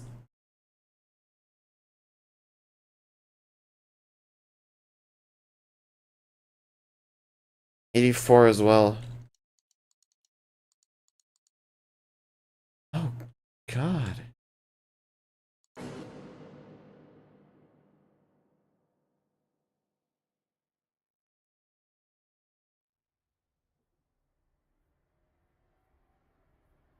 May 18th, 1985. Uh-huh.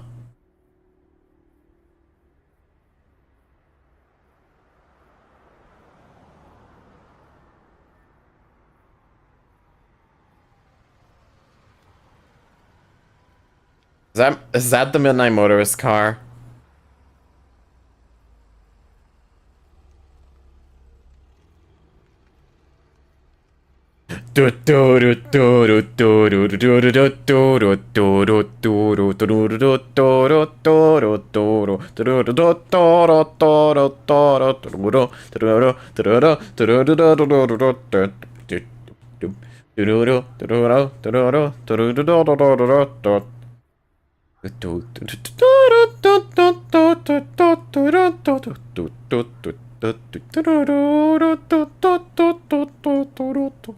Deli grocery, deli pizza. Law enforcement and crisis prevention HQ. City of Brighton, of course. I'm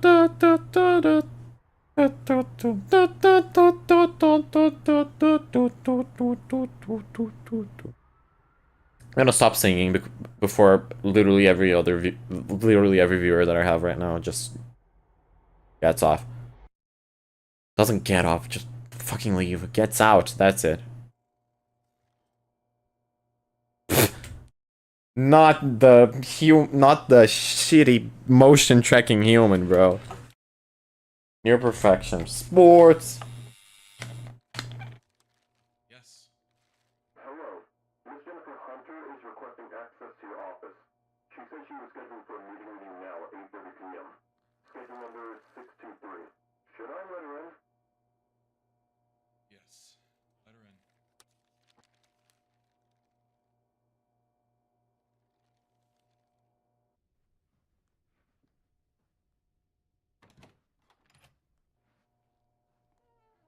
Honestly, the faces are actually really good. The problem is the movement. Good evening, Mr. Oswald. Hello, Mrs. Jennifer. Please take a seat. Emotionless as they may be, they're actually really good. Way better compared to some others, but the fucking animations are so bad.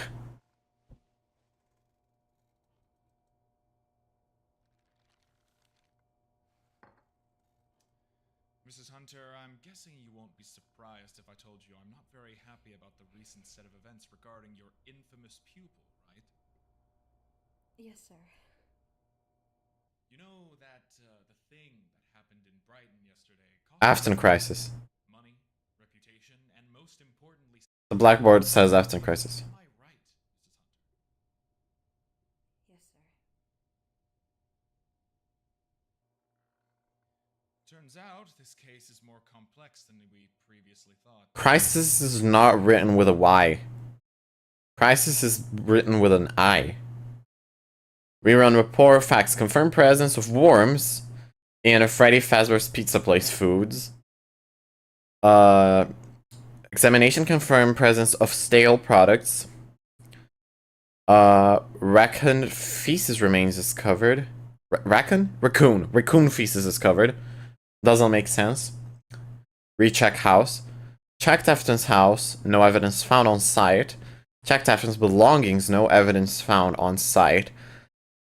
Afton hopefully sentenced to this, to 1 year based off evidence. His sentence brought us shit. No kidding. Well, we don't know who put those worms. Why? Why community hates Afton? Do they know more? Possible connection back to Walton case. Of course. Missing employees, Afton innocent? By... Is that black market? Huh. A possible connection to Brighton's Great Abduction? Fazbear Entertainment. Ow. Our institution has failed to provide us with sufficient feedback, lead proper research, and provide necessary evidence regarding Freddy Fazbear's Pizza Parlor and its owner. No way the community knows more details about him than we do. I'm still wondering where that backlash even came from. This is really weird. Documents I asked you to bring for today's meeting. Yes, I brought everything you asked for. Excellent. Why are these animations so bad? Like, this is very clearly mocapped using a VR headset. Because of the way the hand moves and the arm just kind of follows. But who animated the rest of the body? Also, who the fuck made it, like, the face, the head be super realistic and then the body just be like a Play-Doh piece of shit? I'm not complaining just to the creator, of course. This is not credit. This is... I don't blame the creator of this for it. But I am a critical piece of shit. Like, at least in a Fred Rose Family Diner. Sure, the faces are incredibly uncanny. Way more uncanny than this. But the movement's a little bit better.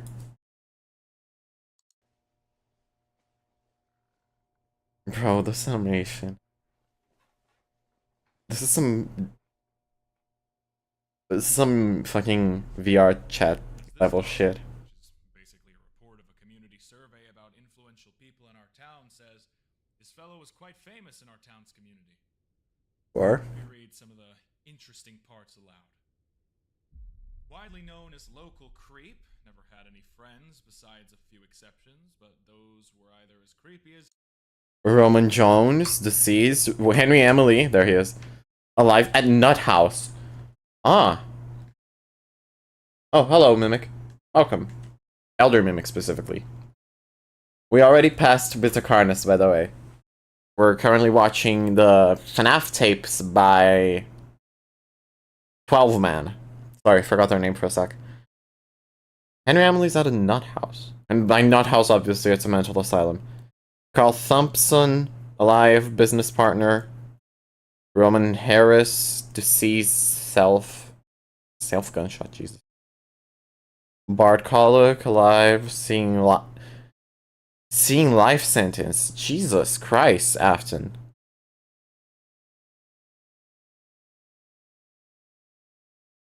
I bet he was. Dave Miller missing. Huh. I guess. Wait, of course, Simon Summers. Missing. Dave Miller, missing. People listed above are also quite weird. Check Duck.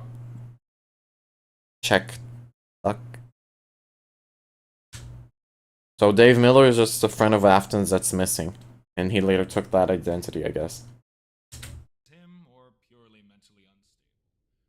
Examples: case of Henry Richard Emily, his suicide attempt. Case of Roman Harris and his mental breakdown involving public exposure and alleged assault against children in kindergarten. Richard Emily. Suicide attempt, Charlie Emily missing. Roman Harris, breakdown. Oh, Henry had a breakdown as well. Public exposure. Assaulting minor. Self gunshot to the head. Suicide. Coincidence, Afton befriended psychos and criminals only. Huh. Yeah, knowing Afton. Looks pretty nasty. Nice friends he had. Also, the owner himself showed I'm staring at my kid like a fucking vulture. Couldn't eat my pizza with my little girl. Well, when that perverted prick was watching. Couldn't eat my pizza with my little girl when that perverted prick was watching. Hell, if I was too scared to send my child to the bathroom alone when he was around. Well, I was too scared to send my child to the bathroom alone when he was around. Anonymous parents on Afton's restaurant. Too much interest towards children and seemed eerily friendly towards them. Well, he was a children's restaurant owner after all. Does this imply that Afton... I don't know. Don't mix up. Do not... What else? Oh, that's pretty nasty. Post the show update. Photograph presenting animatronic Chica. Visible blood and body parts found on Freddy Fazbear's Pizza Parlor parking lot. Expected to be one of the 6 victims' bodies. Christ. That's awful. Appearance of Charlie Emily. Yeah. Brighton's Great Child Abduction of 1983 and 1984. Okay, well, let me see. In Brighton, Michigan, a series of child disappearances have started to occur throughout 1983 up until 1985. First recorded case attached to the Great Child Abduction is the disappearance of Charlie Emily on July 13th, 1983. Report for Charlie have been automatically issued by the City of Brighton Law Enforcement Crisis Prevention Headquarters. Due to complications that had occurred during day of search investigation, father of victim suffered from a mental breakdown and needs to be hospitalized immediately as he posed direct threat to authorities working on site.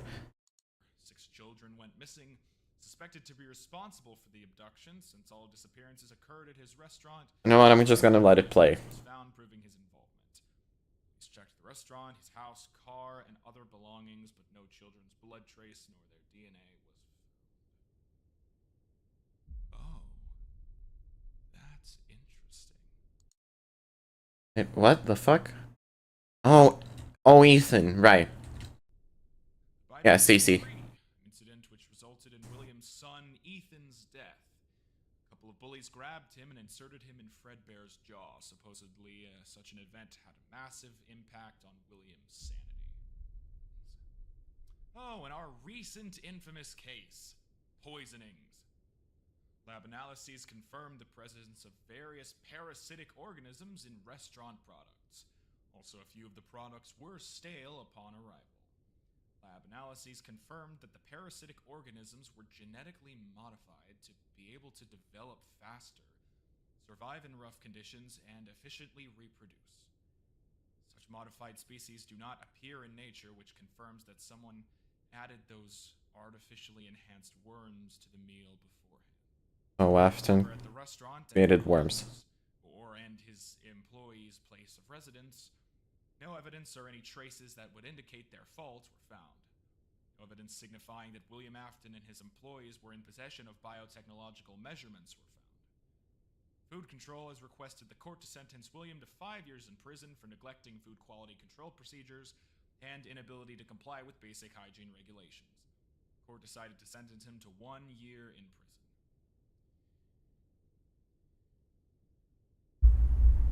And that's when things went down to shit.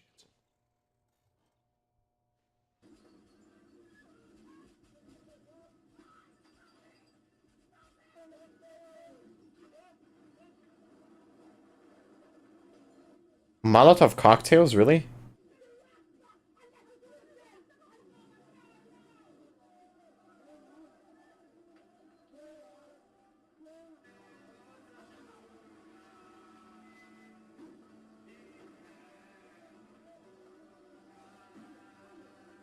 A lot of riots. A shitload of them, as a matter of fact.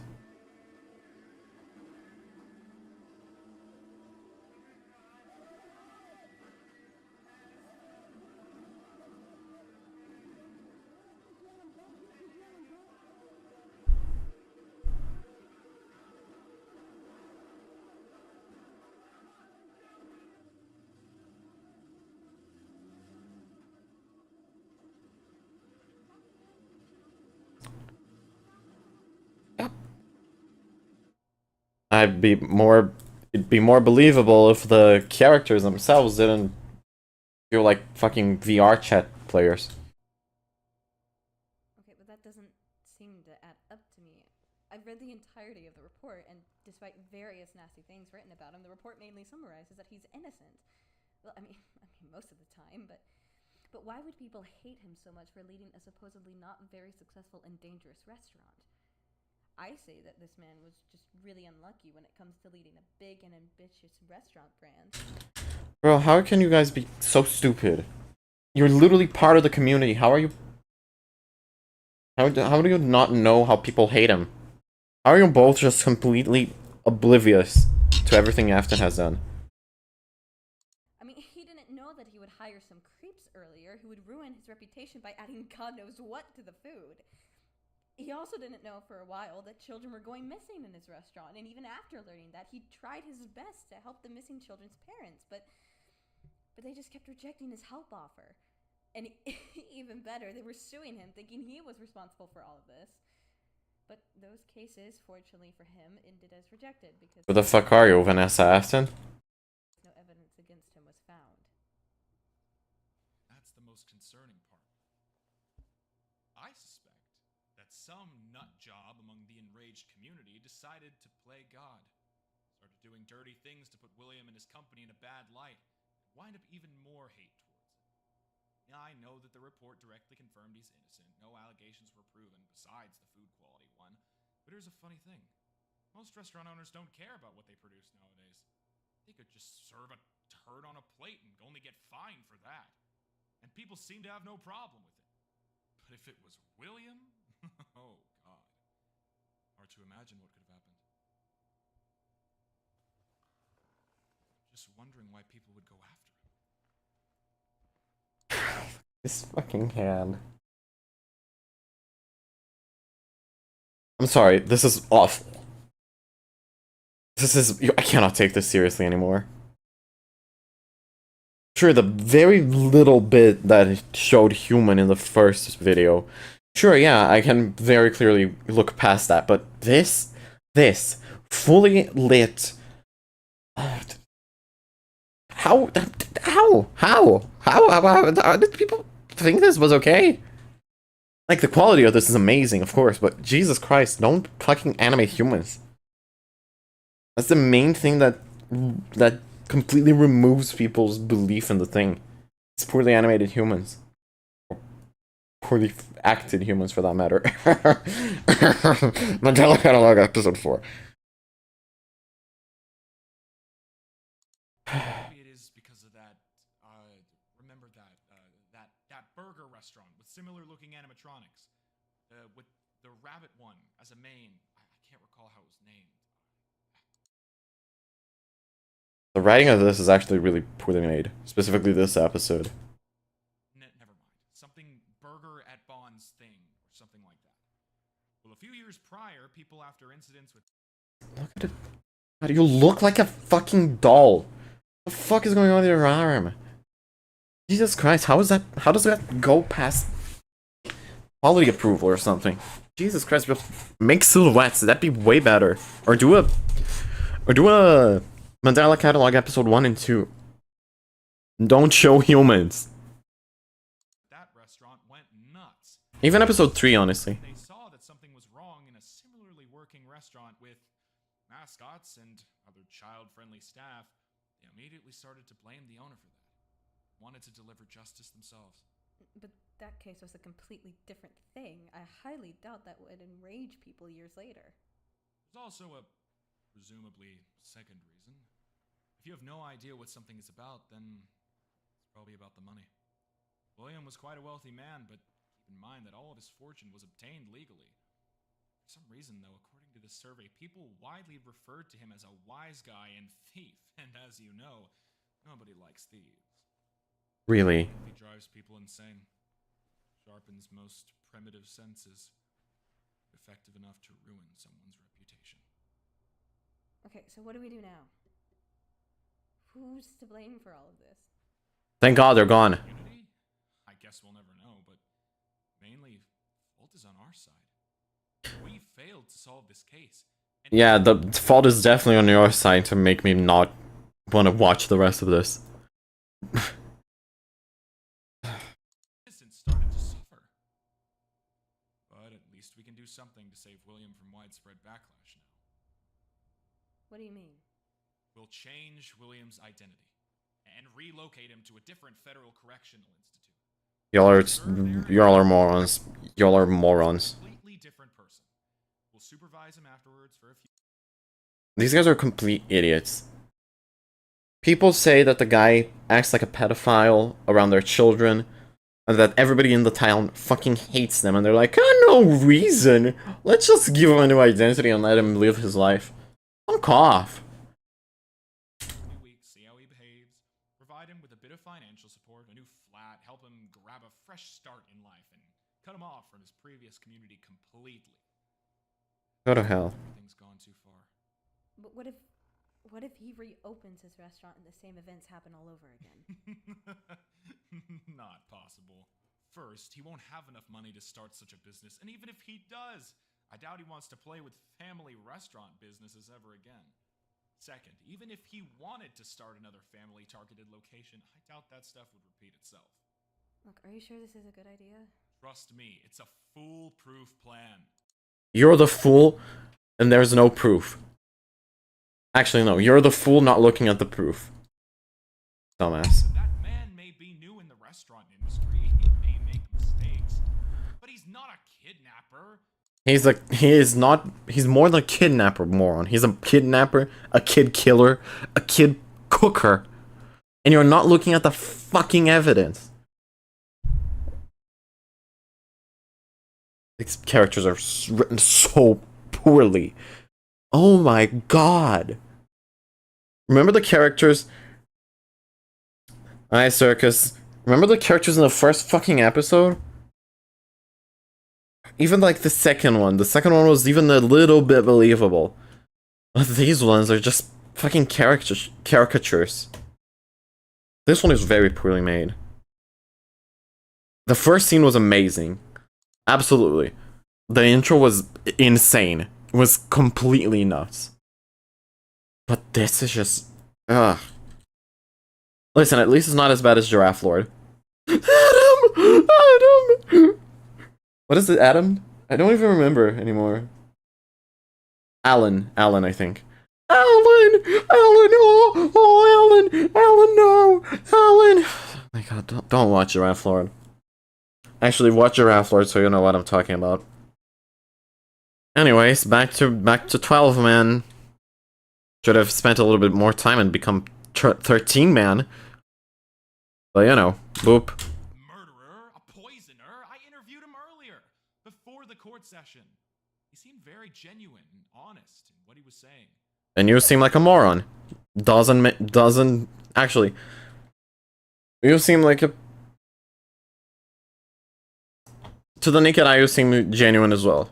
Then you're then they hear you talking, you're a moron. And I know when someone... Is that Afton? Okay, well, I'm not gonna question this. Okay.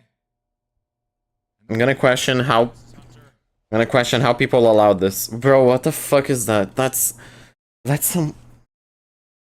That fucking walk cycle is some Cyberpunk 2077 thing. Ugh. This is awful. Thank God it's done. Thank God we don't have to see those guys again. Jesus Christ, that was unbearable. 2009. Oh, great. A lot of time later.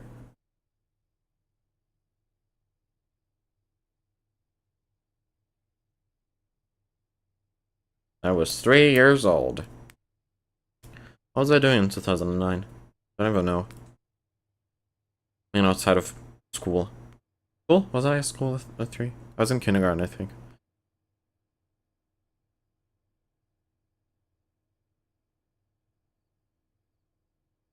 That is a computer. Yes. Yes, that is what computers look like. Was that Vista? Was that 95? So we're not gonna see this human again.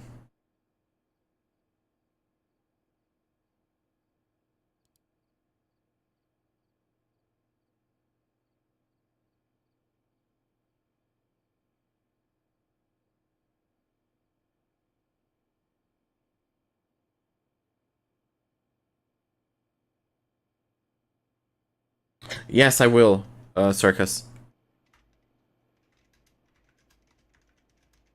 In the former case, it is necessary to include higher multiples along with the dipole moment of the particles. In the former case, it is never necessary. Yes, necessary. That's a door. That is a door. That is a— oh, that's a door. That's a door. That is a door.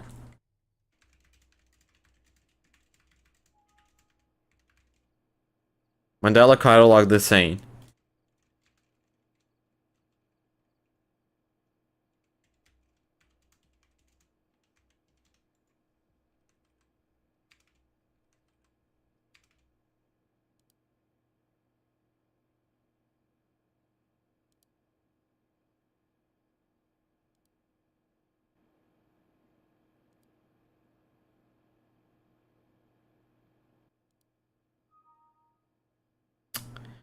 Well,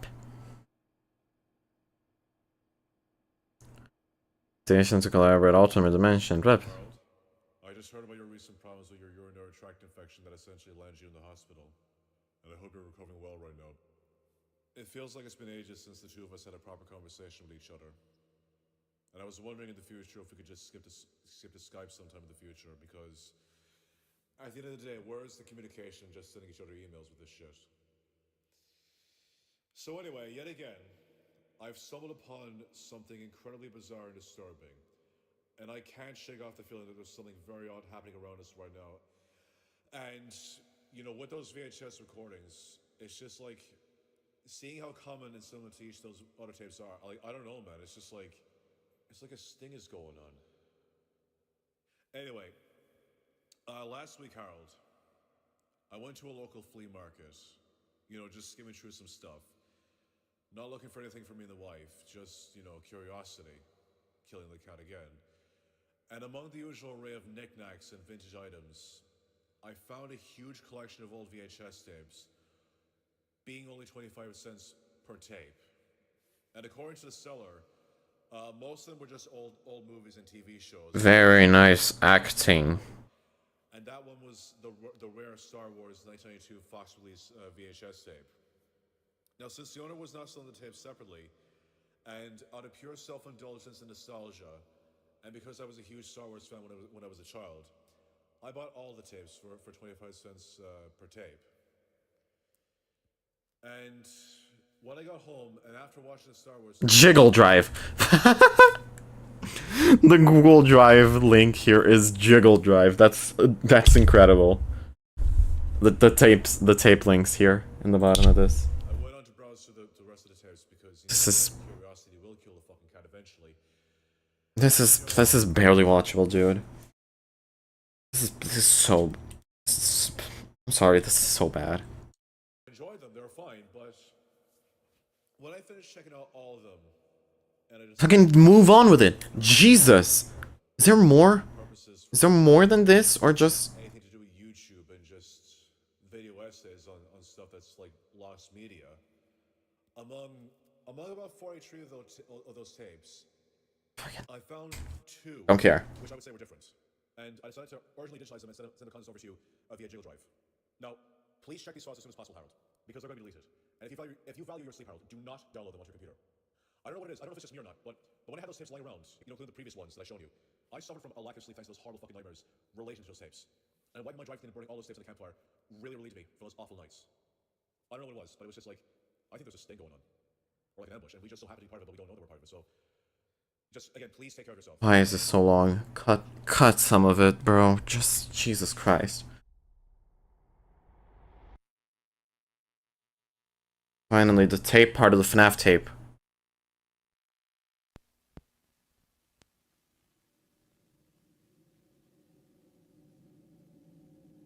Get fucking done with this.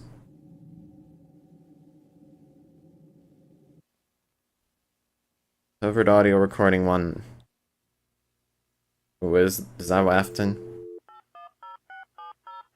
Our good friend Wafton.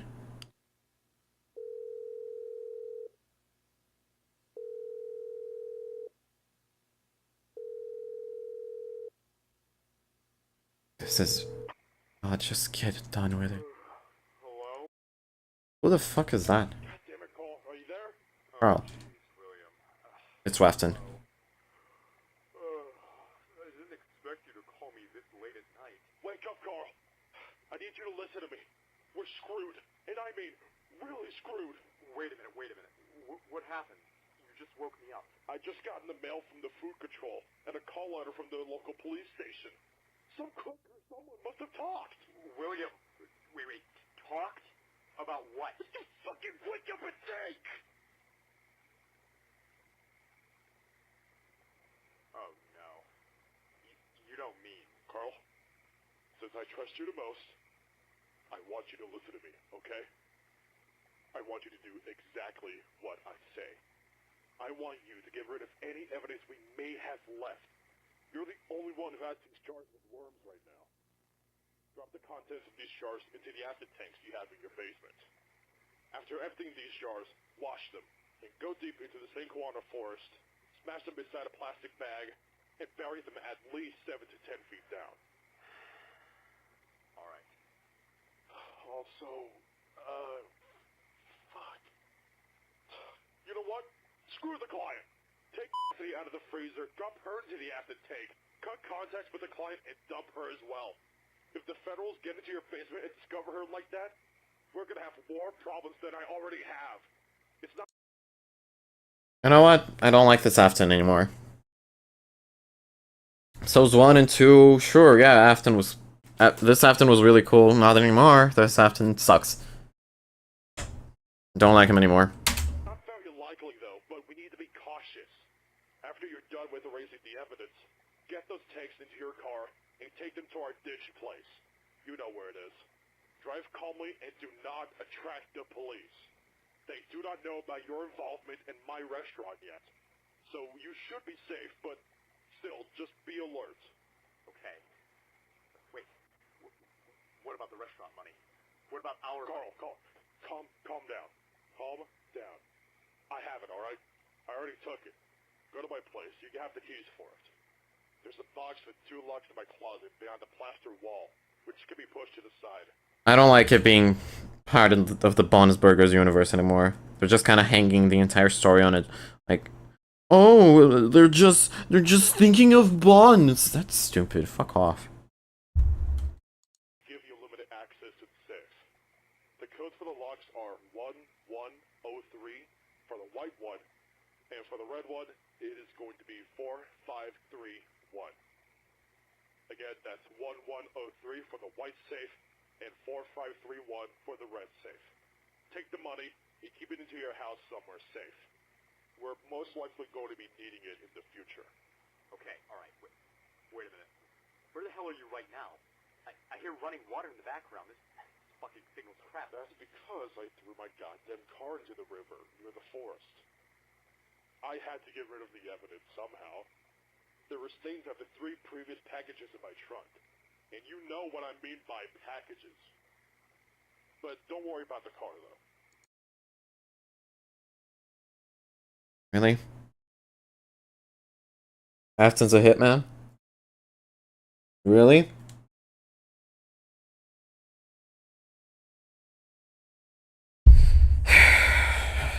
I'm gonna do what I like to do and do a classic. How bad does it get? So I watch until the end to get a full opinion of it. But so far, I hate it. We could afford another one. Okay. Oh, fuck, William, the animatronics. We still have the animatronics to get rid of. Okay, wait. Don't panic. Before I got rid of the car, I dismantled the animatronics and put them into the crates into our ditch that no one knows about.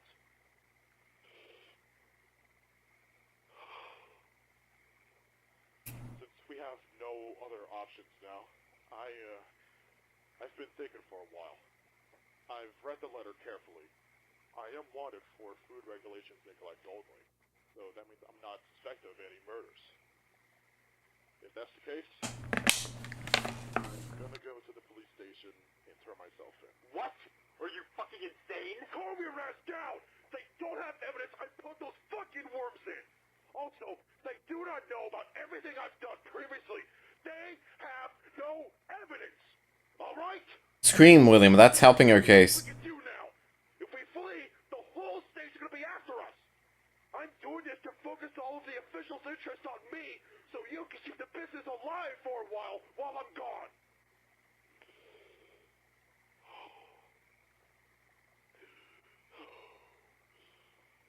Whatever happens, I must sacrifice myself for the greater good. And Greater good, my ass. hopefully, I won't be jailed forever. I managed to call my lawyer, an old friend of mine, and he says that he'll try to make my sentence as minimal as possible. I don't have much time left now, so I have to go. Remember, do exactly what I said, and do not fuck this up. Make sure no one follows you. Stay alert, alright? I'll keep you updated once I get access to the phone in jail. I will come back. I always come back. You don't, you don't, you don't, you don't. That's it, that's... Last bit of respect.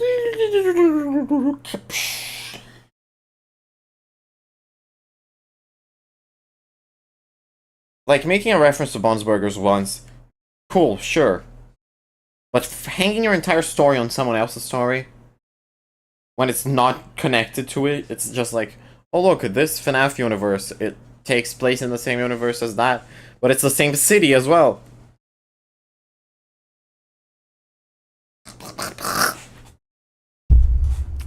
Change my mind. Don't like this. Remember that. I will come back, I always come back. Good luck.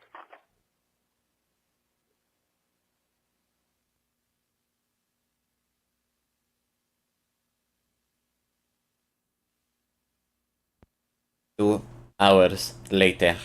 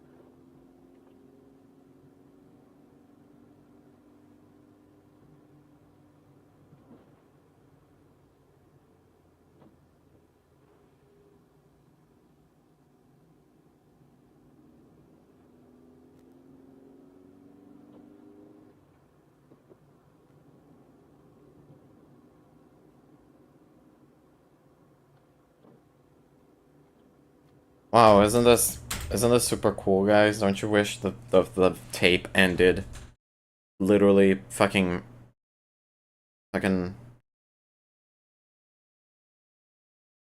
7 minutes in? Don't you wish the tape ended 7 minutes in and then we didn't have to watch this junk?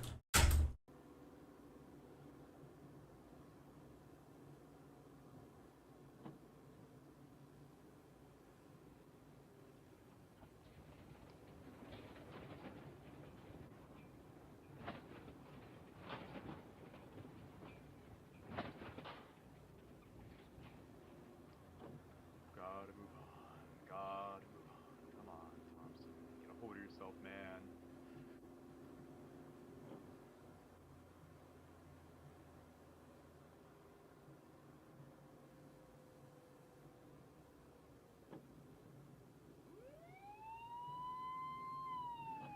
Shit. Fuck. Fuck. Fuck.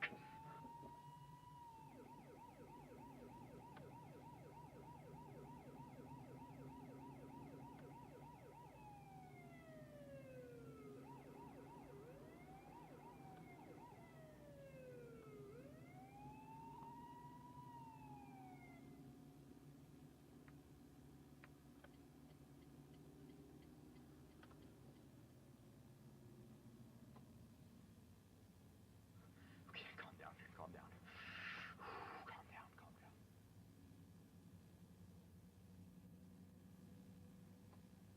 Hello, Ender. How are you, my dear love of my life? Welcome to hell.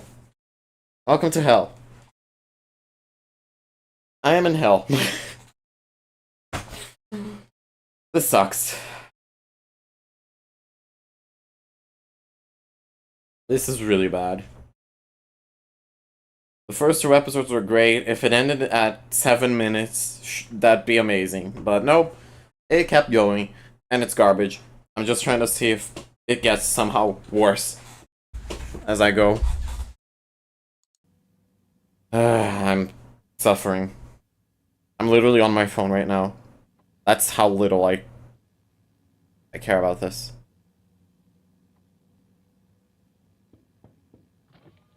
Morning, partner. How you doing today? Hello, officer. I'm doing just fine. Great to hear. Well, my name is Officer Jacob Clyde. Could you hand over the keys and step out of the car? All right, but the keys?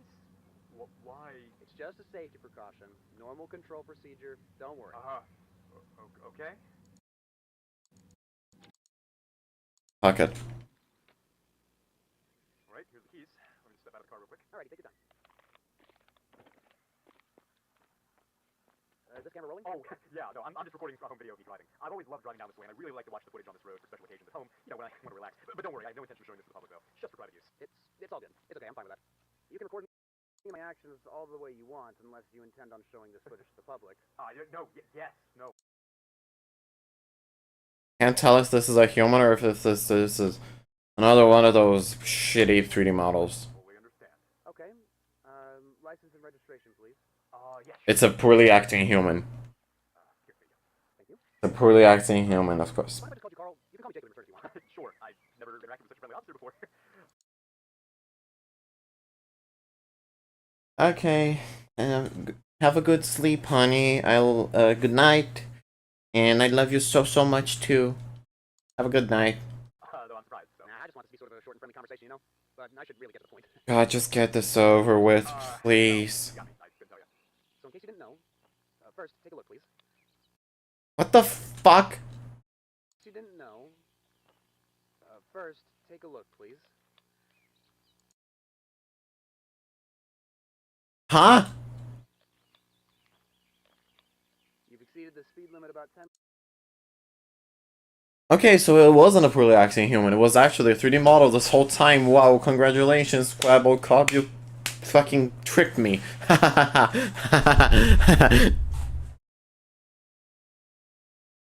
am not happy, Bob.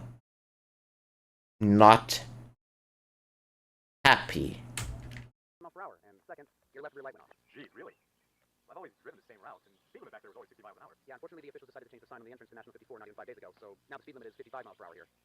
God, that's awful. You should consider yourself lucky, honestly, Carl. Not all officers out there are as kind as me. I won't give you a ticket for speeding, but I unfortunately have to fine you for the broken rear light. I'm really sorry, man, but that's a misdemeanor, and there's $100 and a 1 penalty point ticket for that. God fucking damn it. I really didn't notice that. What's gonna happen now? Listen, how am I supposed to pay that? Actually, if you do have a working spare bulb and can replace it yourself now, I might just let that slide and pretend that nothing happened. If not, head to any court within the next 7 days, show my receipt, and just regulate the fine. Yeah, well, I have bulbs in the trunk. You feeling okay, brother? Yeah, no, I'm fine. All right, could you pop the trunk for me really quick? Okay.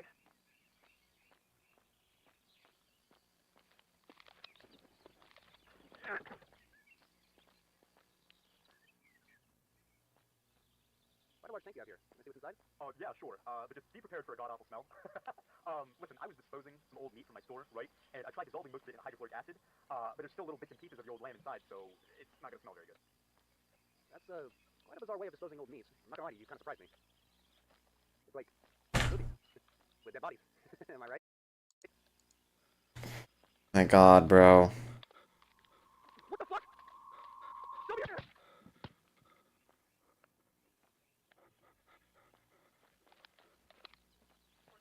Oh my God, bro, what the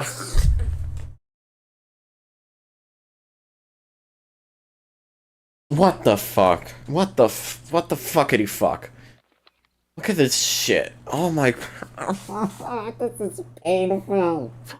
Oh. This is awful. No, sorry. Dislike. Get out of here.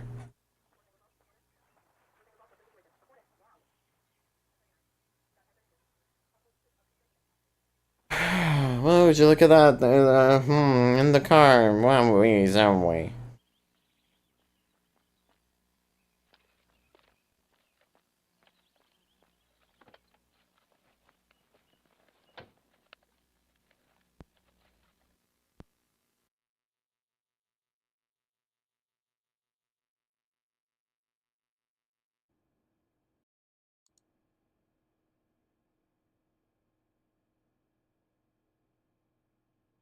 Yep, tape number 1. What's tape number 2? What's in tape number 2? What the fuck is this framing device as well?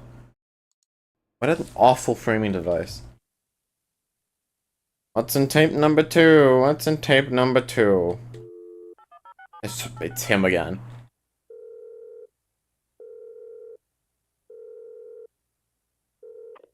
Hello? It's William. William, my man, how are you? I've heard about your court hearing, and I know it sounds rough, but hey, congrats on your short and sweet sentence. I was afraid it was going to be a whole hell of a lot worse. Oh, I spoke to an agent. Due to the riots that's happening right now, I'm going to have to vanish out of town. Okay, but I'm not sure you're allowed to tell me that through the prison phone. No, you fucking idiot. I'm not using a prison phone. I'm not that stupid. I got my hands on a guard's cell phone. I don't have much time, though, but hear me out. I've heard about my house getting burned down. Is that true? Yep, up in flames within an hour. Excellent. Citizens destroy the evidence they were looking for. Check the guard. I'm gonna have to go, but I'm gonna tell you this. Wait for a phone call. If a person starts to sense a finger in the rosies, do whatever that person says. Forget about my existence for now. Keep the money, but do not spend it yet. You're gonna need it later. Wait for future calls.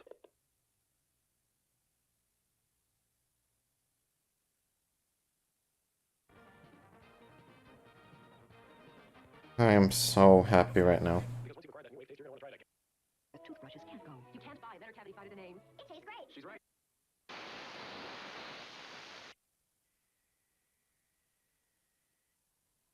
Finally.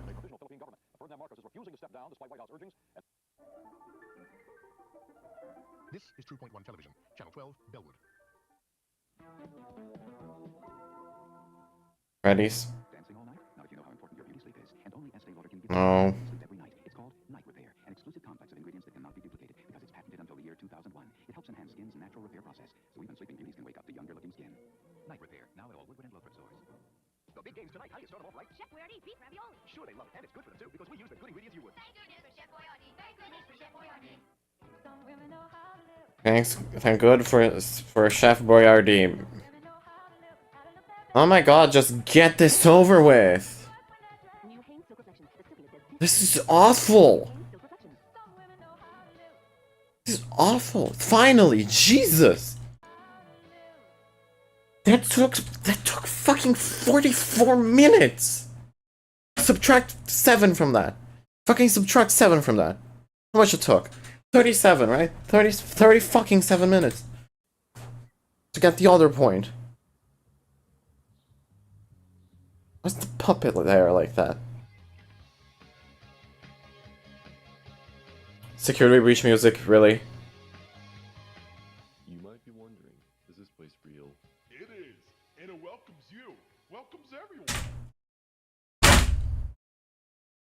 Had to ruin the trailer. You had to ruin the commercial as well, didn't you? Go to hell. Junior's Genuine Pizza, where fantasy and fun come to life.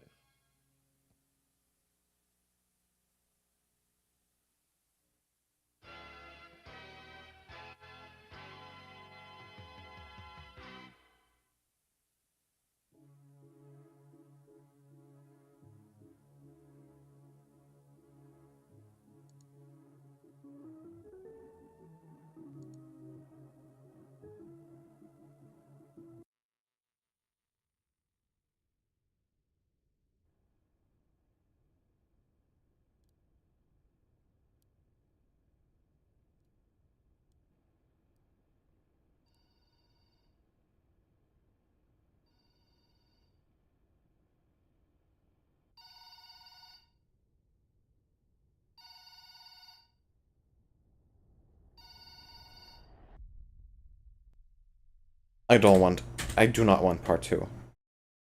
I do not want to watch part 2. This is bad. This is awful. I don't care. Greylock, right? Greylock Archives.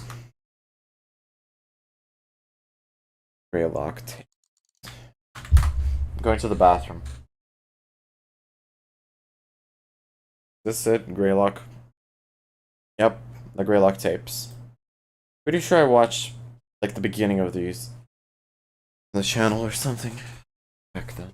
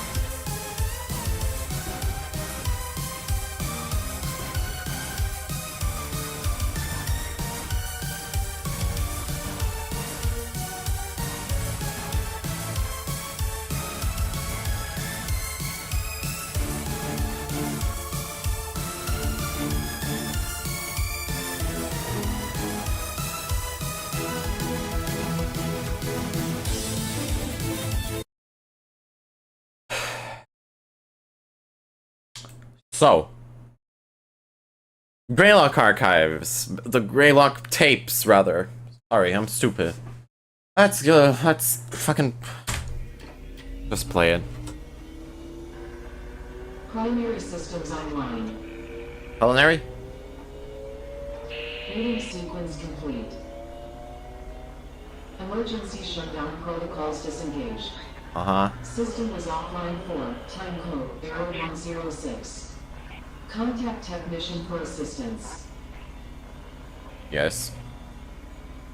Welcome to Simuldyne USA Enhanced Access Operations. Please enter your clearance credentials. Error. These credentials are not recognized. Clearance credential requirement overridden. Administrator privileges granted. Welcome back, unknown user ID. What would you like to do? Accessing archival storage form, GBS. What? Pedal error. Data extraction initiated. Data extraction, 10% complete. Data extraction, 4% complete.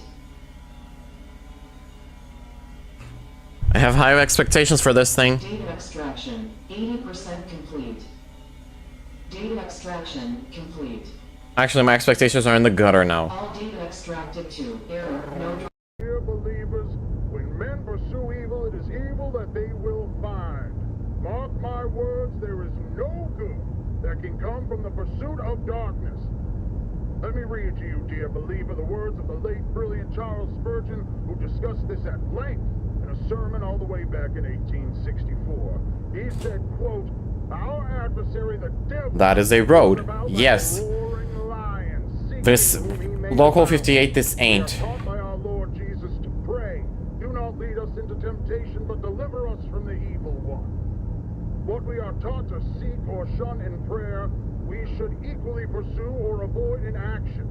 Very warily, therefore, should we endeavor to avoid temptation, seeking to walk in the path of obedience. Is there anything gonna happen here? Yes, there is. Okay, good.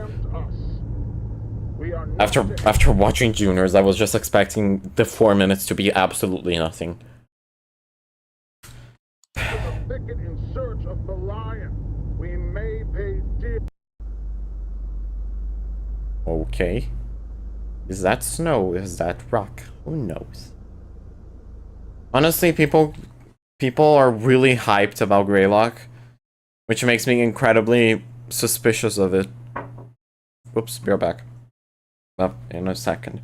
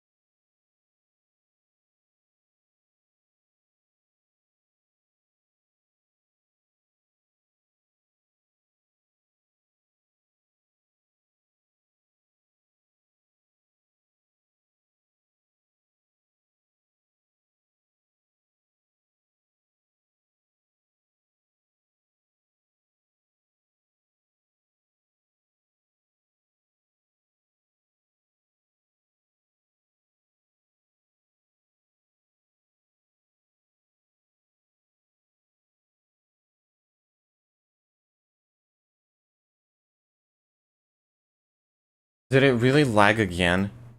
It fucking broke again. How do you break this? Fuck it. I'm back. Sorry, I had to deal with a dog-related issue, and now I've got a hot dog. Yay! I didn't kill my dog to get a hot dog, by the way. The dog is fine. Sorry, I'm still have whiplash from the fucking last video that we watched. Before Greylock, of course.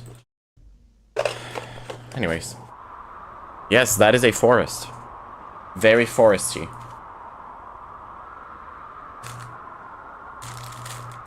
Why is it? I forgot to put it in least volume. There we go.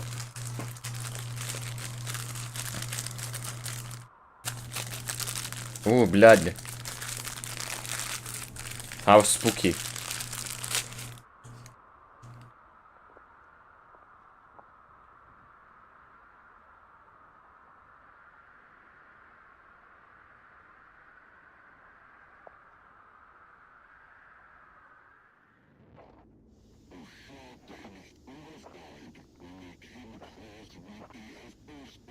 What? What?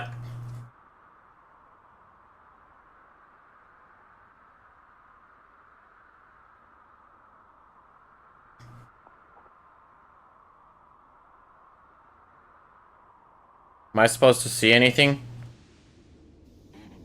I'll assume I'm not supposed to see anything.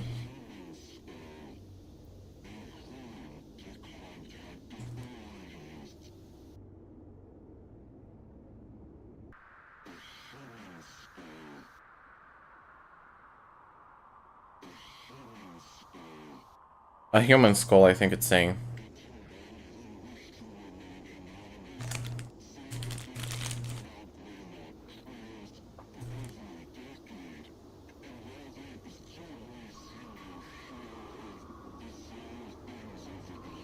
Is that a TV?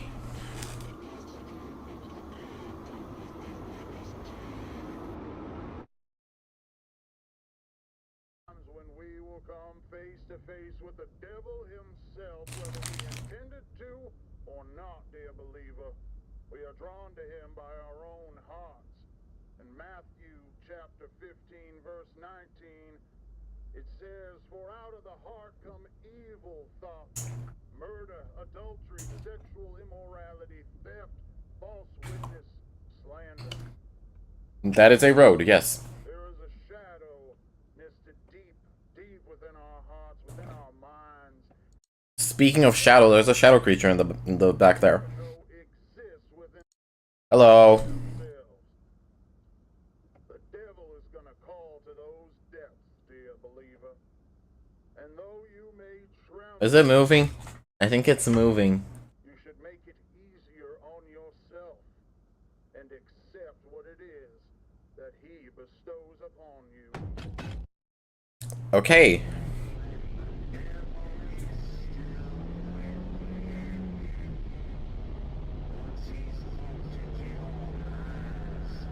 Uh-huh.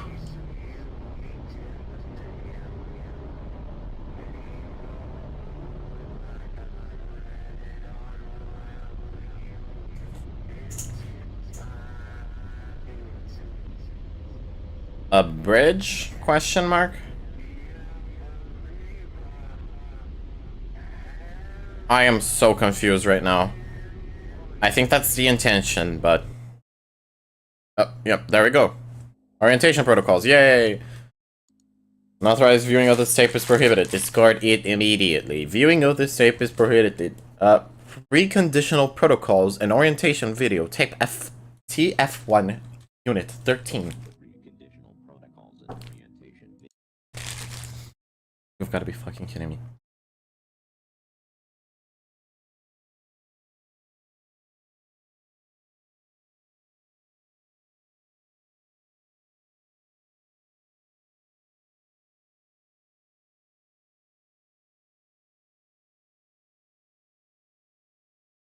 Anyways, sorry, my mom has no sense of Professionalism, I guess.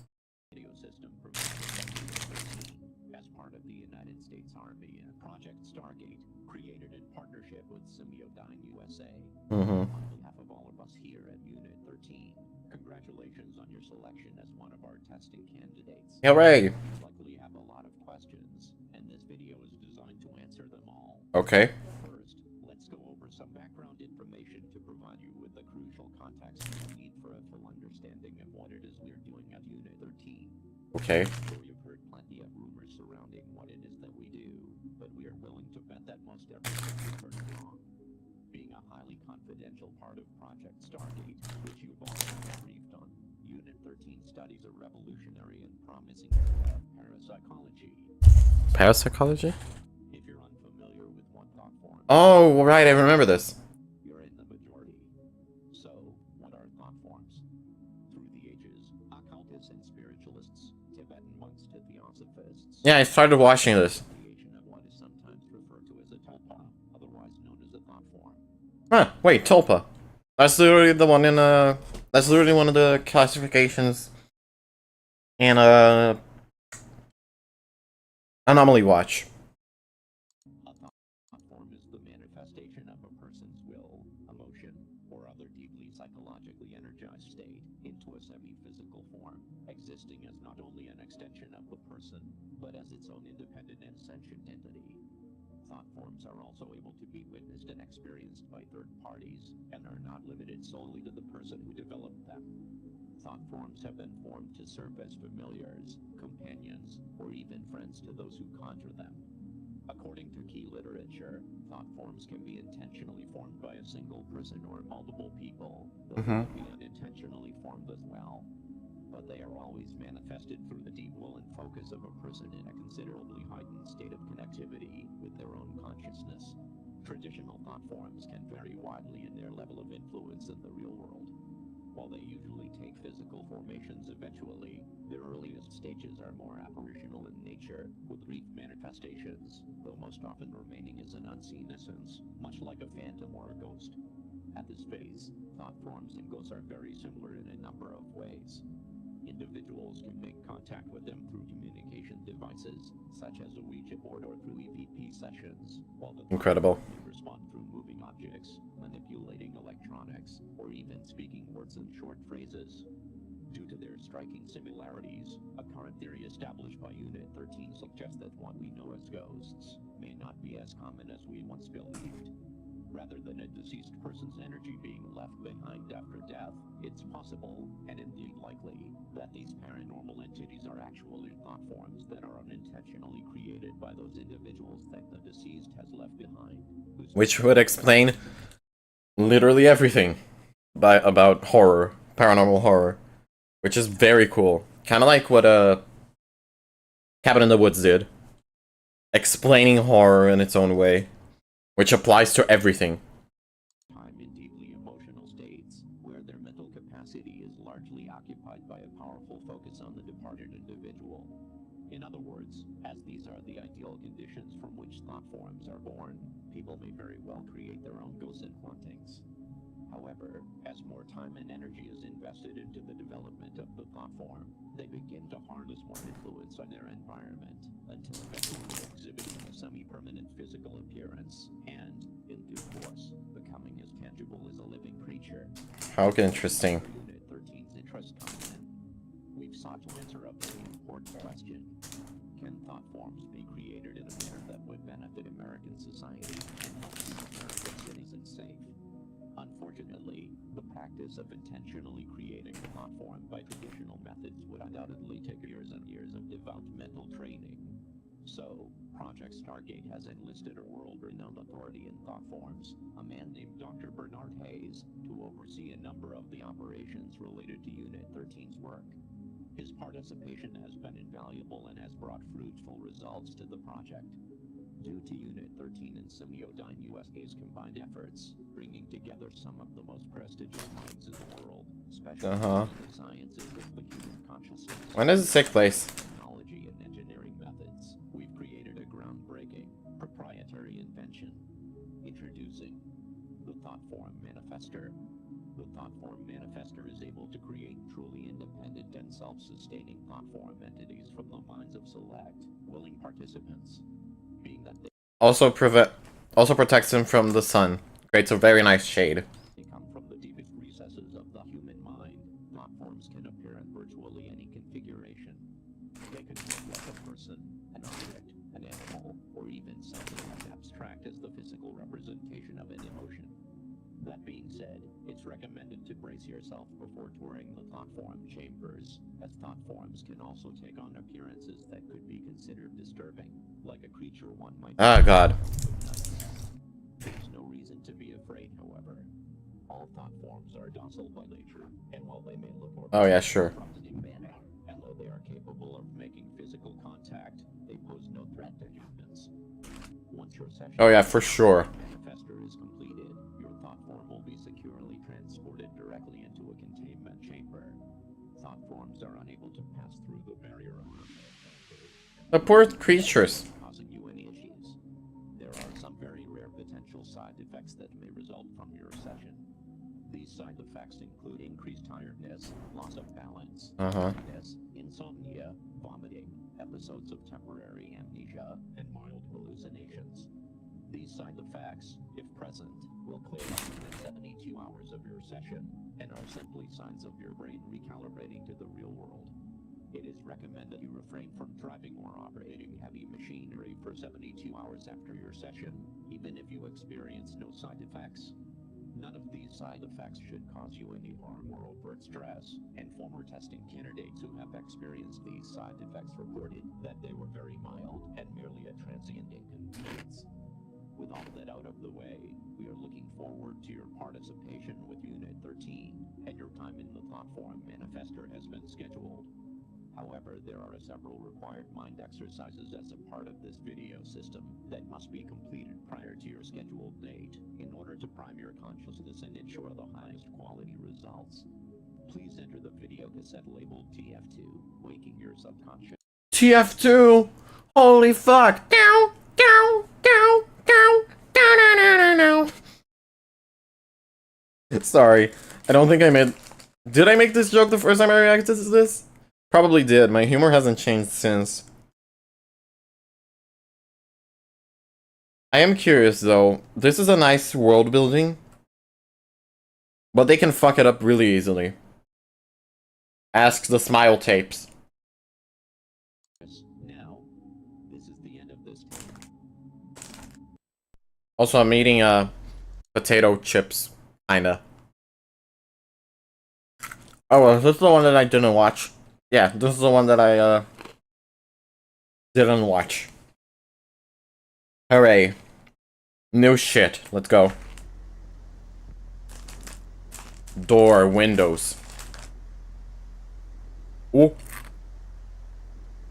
The door closed. The windows are darkening. Is that a person? Is this a person? Is this a thought form? No.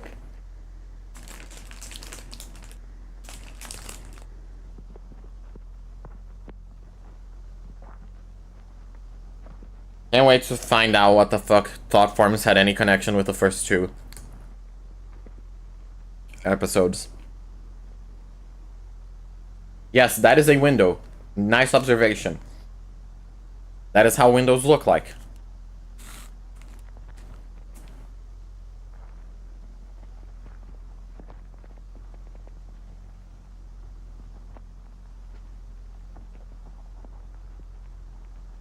Yes, that's what windows do. They see inside the house. You fucking creep.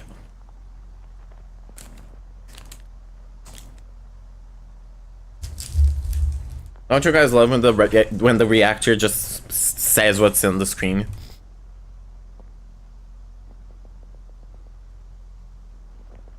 Ah, fuck, I gotta add a Greylock to this. At Greylock.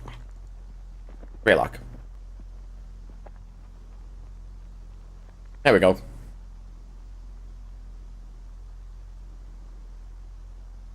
You're gonna see anything spooky, man? Or no? That's the spade, yes. You use that for gardening, man. Are we gonna get jump spooked?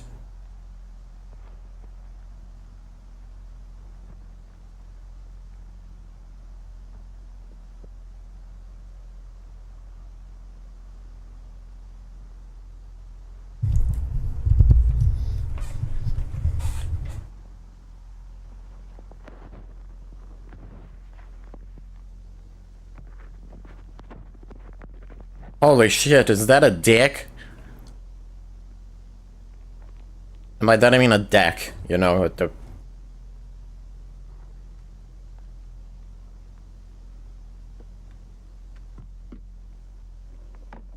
Did they just fucking remove the fucking window? Just... Wow, look at that, a window is gone. Isn't that convenient for me breaking into this fucking house? If I could actually just remove the window by itself. My commentary isn't being very useful right now, but I'm... Like I said, whiplash. Whiplash from the previous absolute garbage that we just experienced.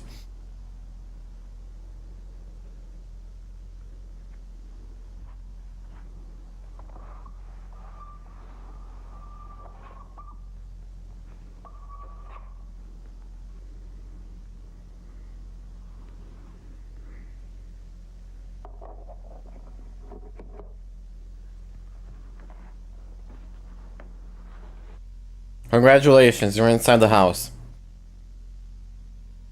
Don't let Mr. Peterson find you.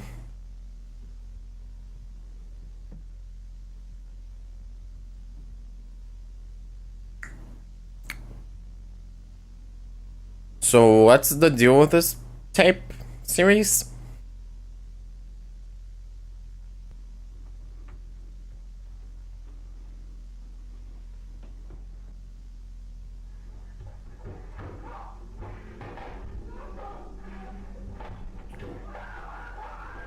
What the fuck? That is very loud. The hell was all of that?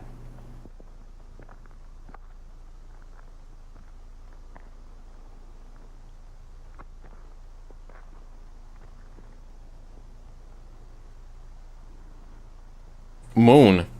Trees. I'm contributing.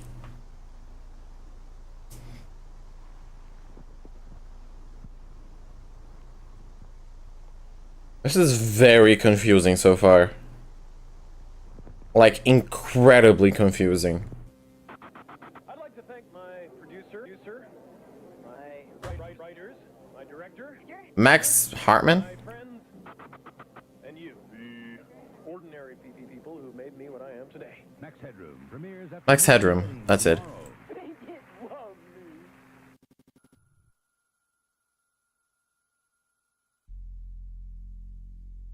We interrupt our current program at the request of the Massachusetts State Police. Okay. This is the emergency broadcast system. This is not EBS. All normal broadcasting has been discontinued during the emergency. This station will broadcast official information, news, and instruction for northern Berkshire County, Massachusetts, after the following... Massachusetts. Okay, well, we know where it takes place now. Massachusetts.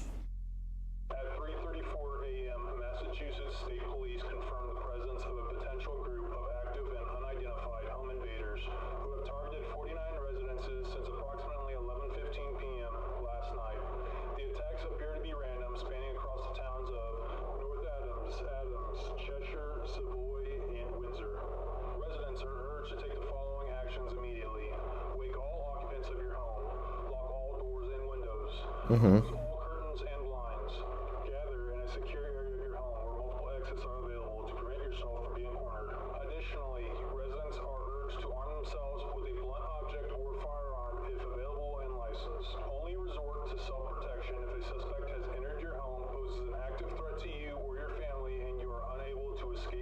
America.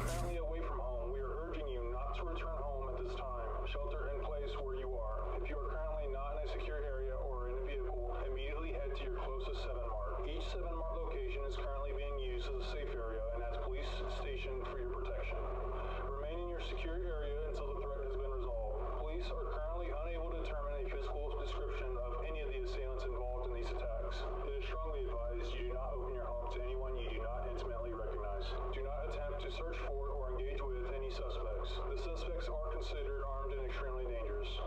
Do not leave your secure area unless necessary. This is for your safety. Law enforcement will be armed and patrolling your area. Interfering with this investigation could result in lethal force being inadvertently. Okay.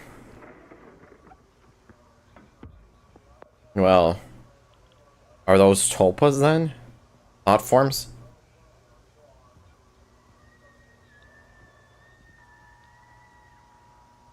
Oh no.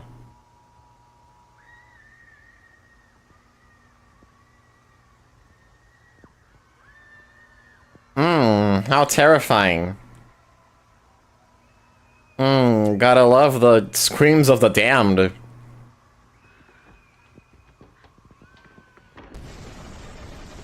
Okay, then. That genuinely scared me a little bit. Is that a fucking face in the background? It looks like a fucking face in the background. Oh god, hi. Larry? SCP-106? Holy fuck, I'm such a huge fan! How are you, my man? Old man, Larry, the old fart. How are you? You play like absolute shit in Secret Lab, but you know, you're cool. You're cool, Holmes. What was that? Oh, hello. That looks like a dead person. Jason Voorhees? Nah, that looks nothing like Jason. Looks more like an anomaly, an intruder in a observation duty. Also looks a lot like the masks from Welcome to the Game. Is that somebody half decapitated? Oh god, that is disturbing.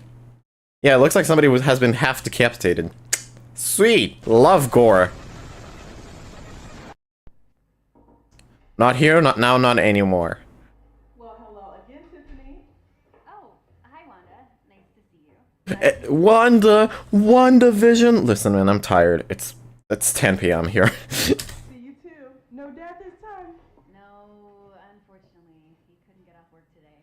So I'm gonna have to call him on a payphone to let him know all the details as soon as we're done. He's excited to be a dad, huh?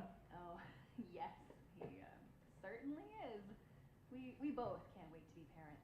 Aw, and you said you've been together since high school, right? Yep. That is so sweet. And have you decided on a name for your baby boy yet? Yep. Who are you then, bro? You're just like, oh, that's sweet. You've met since high school, huh? Yeah, that's cute. It's weird. Ooh, Max, huh? That's a nice, strong name. Max, that's a nice name, yeah. He says it'll help make him strong right off the bat. That's a pretty good way of thinking about it. So let's see how strong little Max is so you can hurry up and make that call. Yes, please. He's been moving around like crazy the past couple weeks. So I think he's really strong. Strong enough to kick so hard I almost throw up sometimes, too. Aw, what a wild boy. What a wild boy. Okay, who the fuck are you? You're not acting natural. You're acting like a fucking, I don't know, an orphanage agent. Like, oh, that's great. So, are you gonna leave him adopt? Like, you sound like an agent of something. You don't sound like a friend. Okay, hopefully this isn't too cold. No, it's okay. It's the doctor, of course.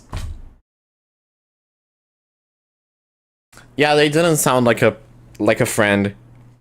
It's the doctor doing the ultrasound. The baby's gone, right? No. Looks like there's a baby there. There he is. What a cute boy. Only a growing boy, that's for sure. Aww. Both looking really good. I love hearing that. Fetus deletus. Poof. Get some measurements to see exactly how much he's grown.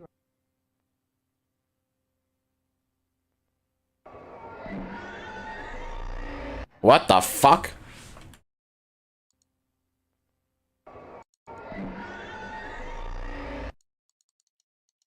What? Bizarre events leave Berkshire and terror authorities mute. I cannot read any of that. I cannot read that. What was that? I don't know. I've never seen that before. Maybe something to do with the power. Oh. Okay. Gone. This is a bit strange. What? What's strange? Nothing to worry about or anything. Poofed. I'm having some trouble finding the baby all of a sudden. Maybe the machine messed up? Possibly. But I can still see everything else. It's just not picking up the baby for some reason. The baby is gone. Well, sometimes babies can move into certain positions that are hard to see. But you can't see my baby at all? I'm looking. Don't worry, he's definitely here.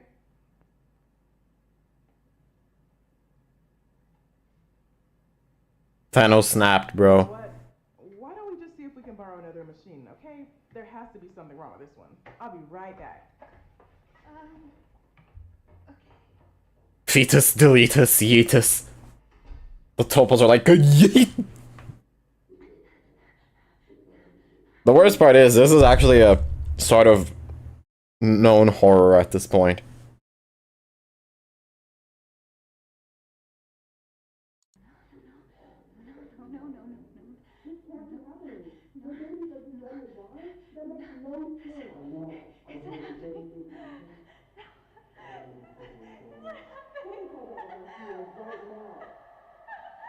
School teacher. Guess what happened to her? Dead?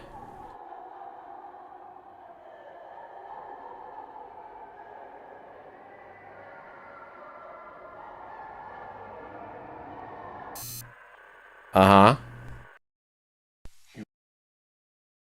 Sleeping dogs. This is interesting so far. How many episodes are there? 12. There's 12 tapes. Ah. Oh god, they're really long.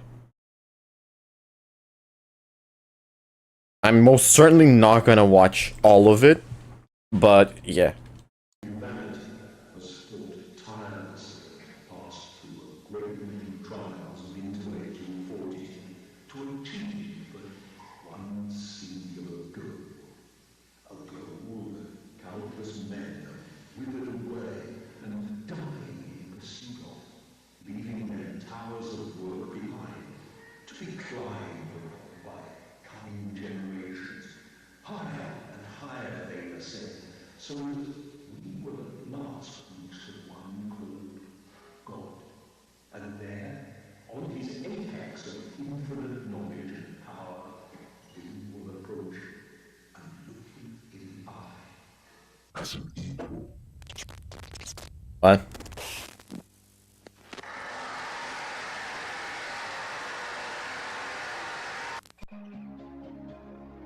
Welcome back, user. Frank Porter. Please enter your credentials. Credential requirement bypassed by system administrator. Greetings, unknown user ID. Welcome to Semiodyne USA's virtual message assistant, for user. Project Director, Frank Porter. Establishing custom telephone message settings. Sender, Paul Morelli, Ev. The Morelli Construction and Mining Company. Dates of receipt ranging from March 24th, 1987, to March 30th, 1987. Beginning playback of your messages. Message 1. March 24th, 11:14 a.m. I'm so confused. We ran into somewhat of an issue today. We came across these tunnels inside the mountain, pretty deep in, but, well, this is gonna sound a little crazy, but he told me to call if anything strange came up, and, I figured this qualifies. People have been here before. Some obviously man-made shit in there, like carvings and stone. Ah. This shit looks ancient. Oh, awesome. I took a crew in to look through it, but seems part of the tunnels caved in some time ago. We're gonna just have to bust through it regardless. But I still wanted to make you aware of it. Anyways, I'll keep you in the loop. Thanks. You look like a very friendly fellow man. March 25th, 7:38 a.m. Hey Frank, it's Paul. Just calling to tell you the day might be a bit slower than usual. Unfortunately, a number of the crew are sick as dogs. Not really sure what kind of stomach bugs going around or what, but we'll do our best to pick up slack. I'm calling in some guys. Sick as dogs. The name of the episode is Sleeping Dogs. Uh-oh, they're all gonna die. Yippee. Gameplay? What? Excuse you? What the fuck is this chapter? Intro? Yes, figures. That is an intro, I suppose. Outro? The fuck you... Huh? Oh, cool. Yeah, so he dead. Gameplay. Things will get a little closer to normal, you know. That being said, I don't know how the hell this happened, but the section of the tunnel here I caved in is clear. Tunnel's been wired up with a few lights, too. Wanted to see if maybe you sent someone in while we were off shift. Night crew said you didn't, but, you know, I didn't see anybody else either, so... But a few of the guys said they'd seen something running around in the woods surrounding the site. I figured it's probably a deer or whatever, but seeing all the ruckus we're making out here, you know? But they all insisted it was something else. Something like a real tall man. Real tall man. Environmentalist moron trying to cause some shit, but, you know, he ain't done nothing, so I told him to keep focused on the project. For safety's sake, we're gonna avoid the tunnel until I hear back from you. Alright, bye now. Message 3. March 25th, 4:56 p.m. Hey Frank, it's Paul again. The guy you sent out to take photos just left, but well, he seemed totally fine when he got here, but we practically had to carry him back to his car when he was done. Jesus. I don't know if he caught whatever's going around, but figured you should know. Also, we found some really old shit down there, Frank. Now, I ain't no historian, but we got a guy on the crew who used to do archaeology work or whatever, and I don't know. But I guess there's some old artifacts down there, like weapons, and trinkets, and whatever. I'll have him draft up a report for you and send it your way, because I feel like he'd be interested, and he can explain all this shit better than I could anyways. His name's Arnold Rivers. That's about it. Alright, bye. Message 4. Oops. March 26th, 1:03 p.m. Frank, something ain't right here. Crew's getting worse. More sick. Oh no, he's sad. I feel okay so far, but I don't know how long that's gonna last. I saw that thing the guys have been talking about last night, stalking around in the tree line. Let's hope. Anyways, just call me back as soon as you can, Frank. Message 5. March Very next day. 12:10 p.m. All our food is rotten, totally spoiled and covered in maggots. Ew. It was perfectly fine and stored. There wasn't any problems with the generator, even if we lost power. I mean, it's the end of March. All our food looks like it's been left out in the heat for weeks. No idea what's going on. Please call me back. Get out of there, man. Message 6. March If you cared about yourself and the crew, you'd get the fuck out of there. But no, money is more important. Moron. 4:02 p.m. It's Paul. We saw it again. Something out here with us. It's in the woods. And it's I bet it's the same thing that got the guy in the second video. watching us, goddammit. It ain't no animal either. Who are you guys gonna put up those fancy hunting cameras and see if we can catch anything? Maybe locals fucking with us? I don't know. This is hurting my eye. But yeah. Anyways, I just... Oh boy. Here we go. Message 7. Date and time unavailable. Oh boy. Oh no. Here we go. Here's the big boo.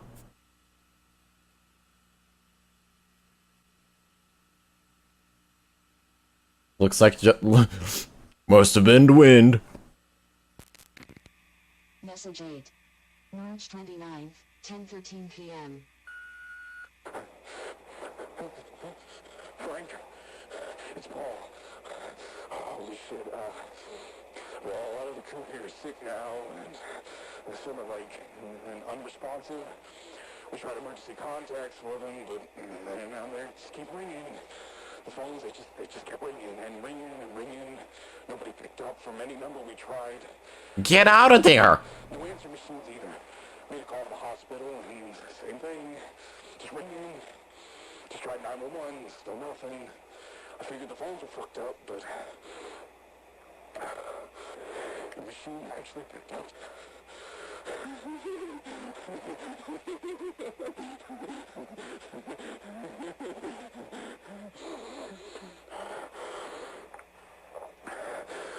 I think I caught whatever's going around.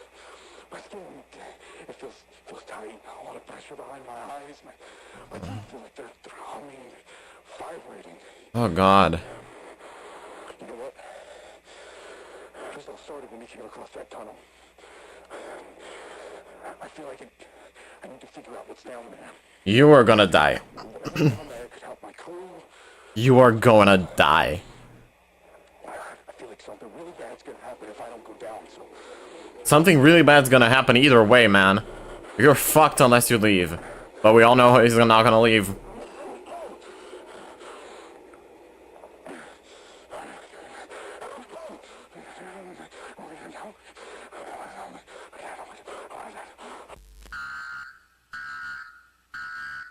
Uh-oh.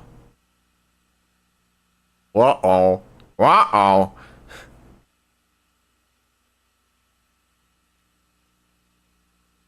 Yeah. Ooh. Ooh, camera distortion. Ooh. Ooh, spooky. Very, very observation duty that was. Very observation duty. Message 9. March 30th. Time unavailable. Uh-oh.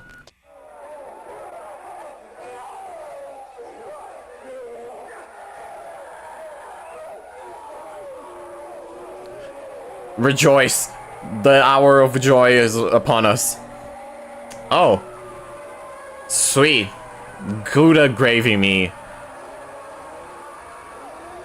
Mmm. Mmm. Disturbing. Harmless, aren't they? This is the end of your messages.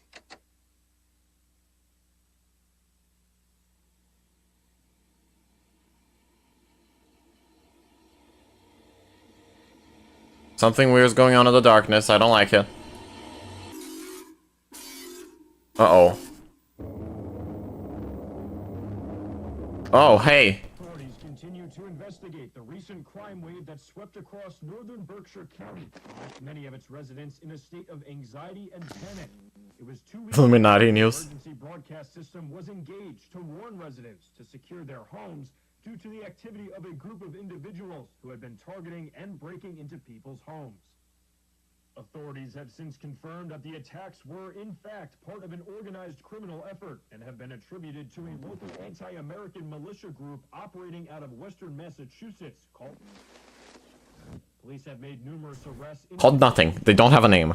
Militia, and officials continue to release statements to assure the public that they are safe once again. We've seen a lot of credible information over the past couple of weeks. Oh, Mount Greylock. Ah, that explains the name of the series. That explains where the guy was going in the second episode, and that explains where the fuck they were going in the last episode. Thankfully, due to the continued efforts of law enforcement, life has been able to return back to normal. Back to normal. Back to normal. To normal. To normal. To normal.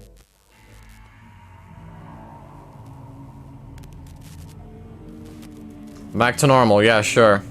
That looks very normal to me, man. Very normal.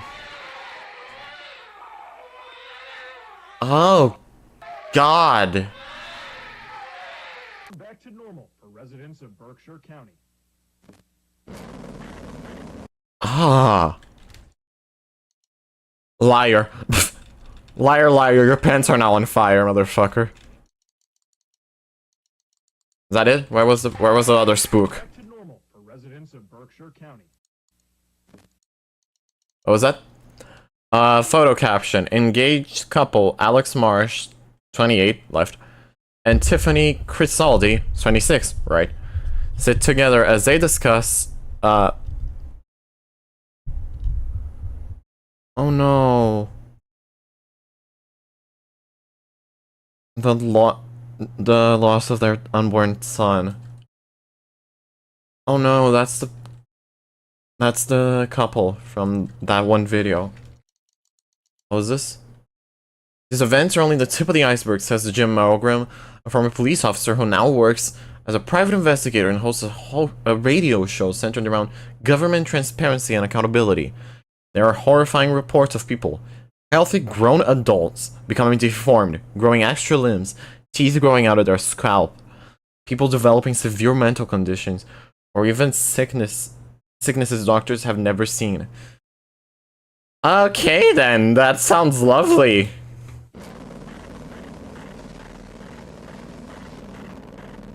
Liar. All odds ends. Old odd ends. We're experiencing technical difficulties. Completely tits up, didn't it? I've been getting chewed out by our asshole CIA liaison for the past 2 hours. What the fuck happened? We're looking into it, sir, but we experienced no issues with the broadcast on our end, so our engineers believe that the signal was hijacked before even reaching the transmitter. But once we started receiving phone calls from viewers, we switched to a backup transmitter. But by then, the hijacker had already said everything they wanted to say, hadn't they? Yes, sir. What a complete fuck up. They made us look like a fucking joke. And showing our most popular show. Speaking of which, Don, where the fuck is he? I can't get hold of him, and he needs to get in here and read a statement to help clean up this fucking mess. Well, we've been trying to reach him. We've called him multiple times. We've tried his pager. Don is dead. Anyone's heard from him, but nothing. Right now we've got Gerald standing in for him tonight if Don doesn't show. You've been to his house? Well, no. I just thought that maybe he'd be upset if I did that. So. Get in your fucking car and go to his fucking house. I don't care if you kick down his front door and drag him here by his ear. You bring him into the studio. Do you understand? Monty Python moment. That guy sounds way too much like a Monty Python character. Depending on us right now, they need us to manage the response to these events, to let the public know what's going on, and the last thing we need is it going wider than it already fucking has. So do what you need to do, or I'm gonna replace you with some producers who actually know how to produce a fucking show. Sorry, the file you are trying to access has been destroyed and can no longer be executed or retrieved. Oh. Please choose another file. Sorry. Loud. Loud. There's a framing device going on then. Warning, anomalous file detected. This file should not exist. Are you sure you wish to proceed? Opening file. Okay. Reverse personal log. Final. My name is Arnold Eugene Rivers. The date is April 8th, 1987. About a quarter past... 87? I was involved in the Morelli construction project at Mount Greylock. I was hired due to my background in anthropology and archaeology. I've worked to excavate a number of different historical sites. Uh-huh. Paul Morelli took me on after securing a government contract for the Greylock project. I'm recording this because I believe my life is in danger. Uh-huh. I likely don't have a lot of time left, so I need to leave some kind of record of my findings. On March 24th, our crew came across tunnels in the mountain that held a multitude of ancient markings and artifacts. On March 25th, Paul cleared the interior of the mountain and asked me, accompanied by a small crew, to look through the tunnels and record notes on what I was able to recognize. I was then to report to one of the project directors, named Frank Porter, to offer my perspective on our findings. I kept this to myself at the time, but what we discovered in that mountain was not normal. Uh-huh. Not only did I see the impact it was having on the crew, but certain aspects of my findings did not make any sense. Many of the artifacts were pre-colonial. Uh-huh. Some were from Native American tribes, but there were other artifacts, some Mesoamerican, and others were shockingly Clovis in nature. Finding Clovis artifacts here means that people have been coming to Mount Greylock since at least 7,000 BCE? But that's not all, no. There are artifacts I found that could potentially be from even earlier, Paleo-American cultures that we have yet to even begin studying. Then, there were artifacts and writings left by the cultures that were pre-Columbian in nature.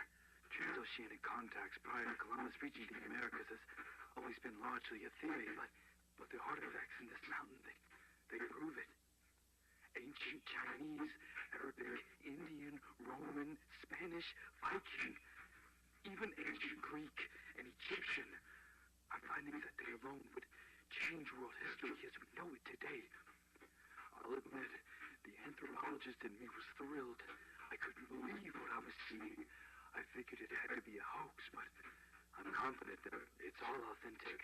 But my excitement was soon replaced with a looming fear and anxiety. How could such a place be so important to so many cultures for so long? There must be something immense here. Whatever it was, well, that's why I left the project. The tunnels all connected to a series of chambers deep into the interior of the mountain. That's where a majority of the relics were found. There were old baskets of herbs and spices, pottery, weapons and armor, talismans, other religious items. So confused. What's the lore of this? Sorry, I'm not reacting at all. Let me explain why I'm reacting. It's just to record my reactions to this type of stuff. Because I like watching my reactions back. This is really interesting. Like, really interesting, but I have no idea how to describe what to say to this.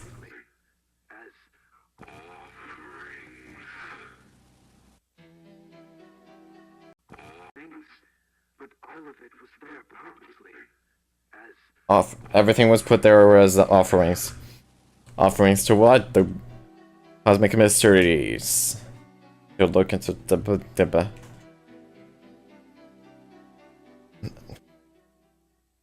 It was billions of years ago, when our planet was still mostly fire and rock, that a Mars-sized planet that had been drifting through our solar system collided directly with the Earth. The impact was so powerful and violent that the rogue planet was blown into countless pieces of debris. This debris collected to form our moon. Many of the pieces of the unknown planet remain inside the Earth to this day. So, lunar stuff? Old odd ends. Adams Police Department, Dispatcher Carey speaking. Yes, I'm calling to report a break-in at my coworker's house. What is your name, sir? My name is Liam Hollander. Okay, Liam, you said this was your coworker's house. What is your coworker's address? It's Parker Hill Road in Adams, number 491. 491 Parker Hill Road, is that right? Yes. Okay, can you tell me, is anybody hurt? Liam, are you still with me? Yes, sorry. Is anybody hurt? Yes. Oh, hey, Don.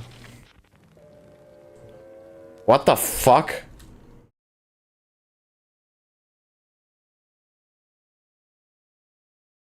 Oh, God, Liam. I know Liam. Wait, Liam is the guy from the beginning. Sorry, my brain is farting. It's the guy on the right. Yeah, it's the guy who the fucking Monty Python character told to go find the house.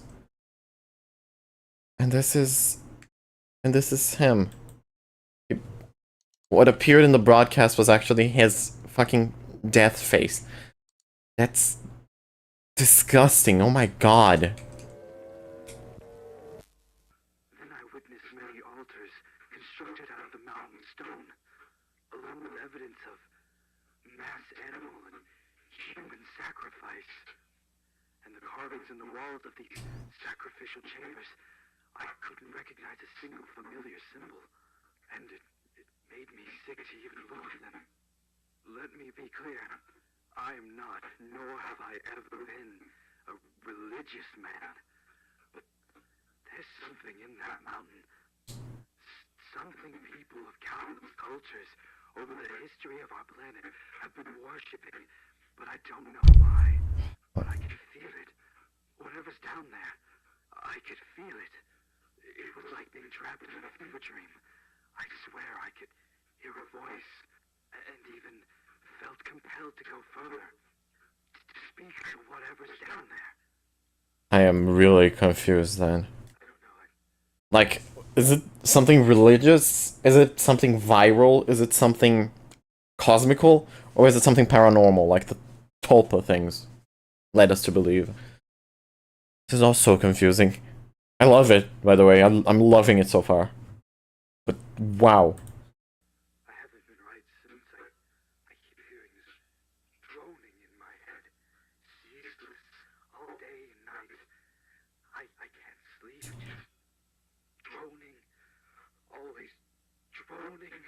At least it's not trumpets, man. Trust me. Trumpets suck. I informed Mr. Porter in my report that the archaeological findings in the mountain are of monumental historical importance, and that there is certainly more to be discovered, and I recommended discontinuing construction there. But it's not as though I have any authority over this project. I fully expected to be ignored. Mr. Porter called me on the evening of March 28th, and we spoke on the phone briefly. It was as I thought. He disregarded my concerns. I informed him that I wasn't going to return to the site. He insisted I did, said I was a valuable asset to the project, even offered me a substantial raise, and wanted me to lead a specifically organized team that would clear the tunnels of artifacts before excavation would continue. I, quote unquote, could be responsible for the biggest historical finding of all time, he said. I refused again. I won't put a price on my sanity or my Whoops. Lego piece fell. after seeing what was happening to the crew. Now loading. Morale Greylock event. Group C. Survivor data. Oh no. File for patient B3590. Rockford, Thomas. Malformations. Notes. Communicative. Patient prone to spontaneous violent outbursts. Treatment of heavy sedation recommended. Only communicate while patient is restrained or via intercom. Now loading. Profile for patient. B9231. Washington, Samuel. Malformations. Oh no. Oh god!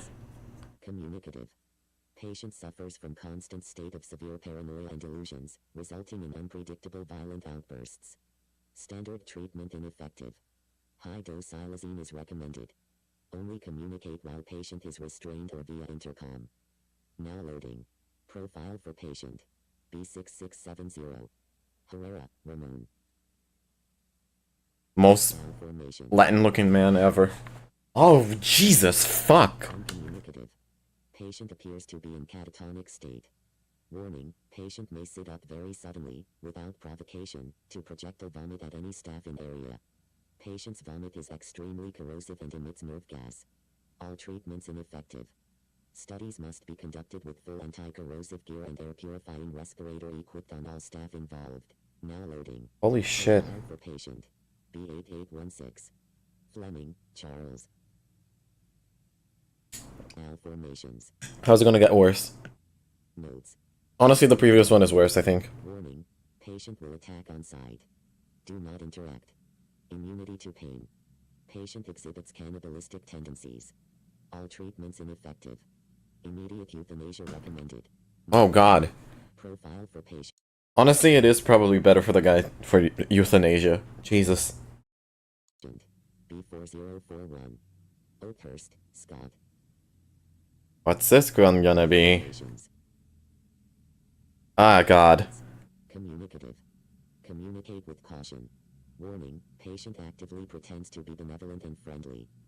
Strong homicidal and cannibalistic tendencies. Killed and partially consumed 6 staff members on April 6, 87. Jesus. Patient laughed hysterically during the attack. All treatments ineffective. Immediate euthanasia or permanent restraint for further study recommended. Now loading. Profile for patient. Where's the guy gonna be? 992. Kowalski, Edward. Edward written in a very weird way, by the way. E-D-U-A-R-D. Yeah, it's kind of like a mixture of Eduardo and Edward. Weird. malformations. Ah. Notes. Communicative. What does this say? I cannot tell. Am I on the highest thing? I am indeed. I cannot tell what that means. Notes. Oh, notes. Notes and something else. Hazardous. Warning. Patient possesses inhuman power of suggestion and influence over others. Huh. Do not interact. All treatments ineffective. Immediate euthanasia recommended. Now loading. Profile for patient. B1584. Rafferty, John. Malformations. Ned Flanders. Oh, wow. Uncommunicative. Hazardous. Patient appears to be deceased. No vital signs. Patient's body not decomposing. Warning, staff have become ill after even brief time spent in patient's room. Illness disregards protective suiting. Immediate quarantine required for all victims. Mortality rate post-exposure currently 92%. Oh, God. Survivors subject to rapid physical and mental malformations. All treatments ineffective. Immediate remote euthanasia recommended. I consider myself incredibly lucky to not be in that condition right now. Oddly, he quickly accepted my second refusal, wished me luck in my future endeavors, but before I could say anything else, he'd hung up. But it seemed I'd made the right choice. Uh-huh. I heard something awful happened up at Mount Greylock. Yeah, no kidding. Simultaneously, there are all of these things that have been happening around the mountain. The home invasions, the dead bodies that fell from the sky over Cheshire. What? Phenomena, so many other unexplainable things. Bodies falling from the sky? That's awesome. This is all so fucking rad. They all must be related, and I've been trying to figure out how. I've connected with a local investigator who's been trying to get to the bottom of this. I've shared with him everything I have, though I feel that I've been being watched. I feel a looming threat that I can't really explain. Would the government really send someone to kill me over this? Probably, yes. I feel like I'm paranoid. Like I've lost some of my mind. But I came home from the grocery store the other day and my front door was unlocked. And I know I had locked it before I left. I scanned my entire house for traces of anything, but found nothing out of the ordinary. I even checked and replaced all of the light bulbs. Oh, God. Saying it out loud like this, it makes me realize how crazy I sound. Don't worry, man. I've always been a rational man. There's a logical explanation behind everything. There's always a logical explanation, even for ghosts and ghouls and goblins. There's logic behind it. Eventually you'll figure it out. Well, I'm glad that I put all of this into a recording. Perhaps that was what I needed to snap me out of this. Honestly, Hopefully. I feel much better just talking about it. How much you bet he's gonna get murdered now? This can't be. Oh my God, that's my basement door. No. Camcorder. Oh, where's the damn camcorder? There it is. Fucking leave! Fucking leave!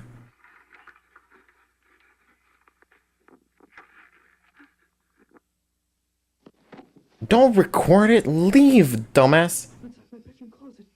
I'm going to keep the tape recorder running, and I'm hiding in here with my files. If something happens to me, and you find any tapes or files somehow, please bring it to the investigator, Jimmy Malcolm of North Adams. That goes for this video footage as well. Huh. What is it gonna be?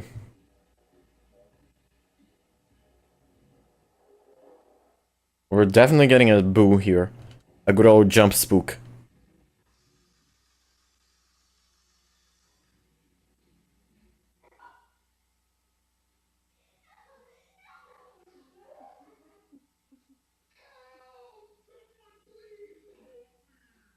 What the fuck?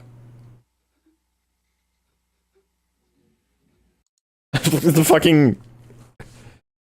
fucking mimics? Not mimics. Mimics are from Vita Carnis. What are the name of the ones from Adela catalog? Alternate. Yeah, one of the fucking alternates.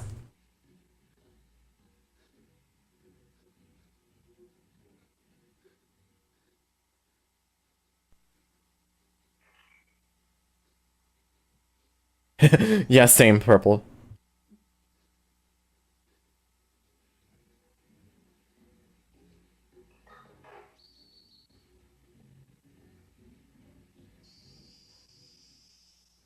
Sounds like a bird. Prepare for a jump, spook.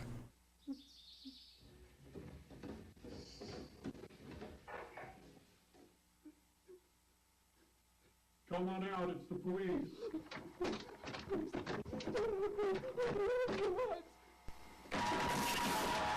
There it is.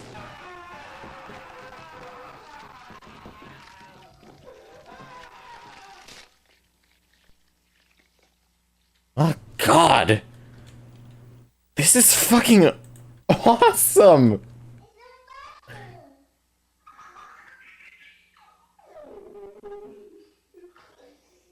No kidding, it's a monster.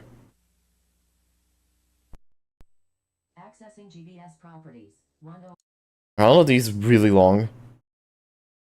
Oh, preparations for a guest is really short. Messages from the dead. What? This is awesome. Mandela catalog this is. WRAV FM radio station. Date of broadcast December 13th, 1963. Segment announcement of the National Access. Yo, same purple, same.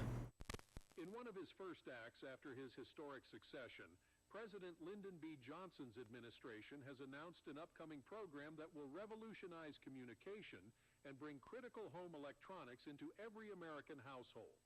The National Access Initiative, as it's been named, is a program designed to ensure that all citizens have equal access to vital communication tools and ways to stay informed, fostering connectivity, security, and unity across the nation.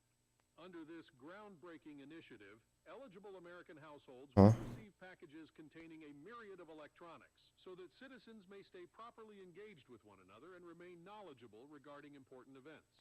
This is very Cold War, this initiative.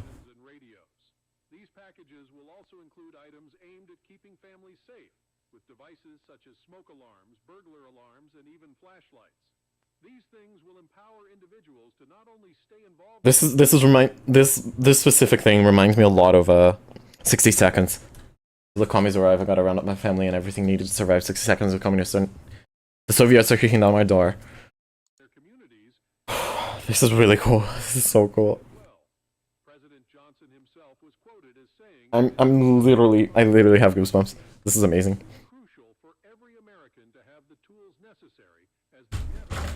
Oops. In an era of ever-increasing technological dependence, these electronics packages are being made available to American households through a partnership with world-renowned technology manufacturer Semyodyne. Dine. President Kennedy. What was that? President Kennedy says no to Semyodyne USA. Is that why he died? Assassins kill Kennedy after... Assassins kill Kennedy, Lyndon Johnson sworn in. Yeah. So, in this universe, the Semyodyne caused JFK. Bruh.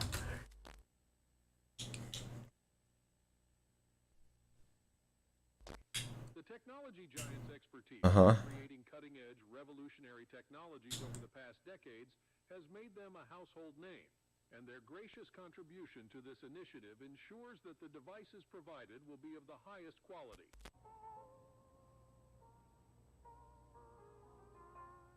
Why do I not believe that for one bit? Oh, hey. Having a good snooze? Further enhancing the experience and benefits for American citizens. When asked for a quote during a press conference earlier this week, President of Semyodyne USA, Percival C. Rothwell, had a lot to say. Bro looks like the Joker? Yeah, bro looks like the fucking... the Joker movie Joker. Arthur, what was it again? Phoenix? Fuck it. I'm not gonna remember. milestone in our nation's journey towards progress and inclusivity. It's a reflection of the American government and Semiodyne USA's unwavering commitment to empowering every American citizen, regardless of age, location, or income, with the tools and resources needed to thrive in the electronic age.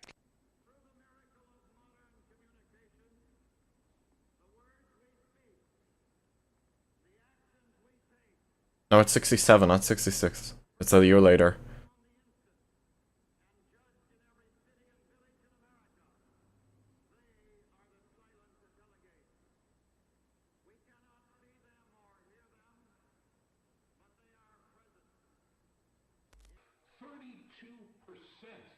Of American households still don't have a television in the house. This means they are less informed and are unable to respond to emergencies as quickly or efficiently. A much greater percentage of households have no smoke alarms to alert them in the event of a fire. Perhaps most shocking of all, 29% of Americans don't even have a telephone in their home, meaning they're unable to call for aid or even just contact friends or family members. They are left disconnected.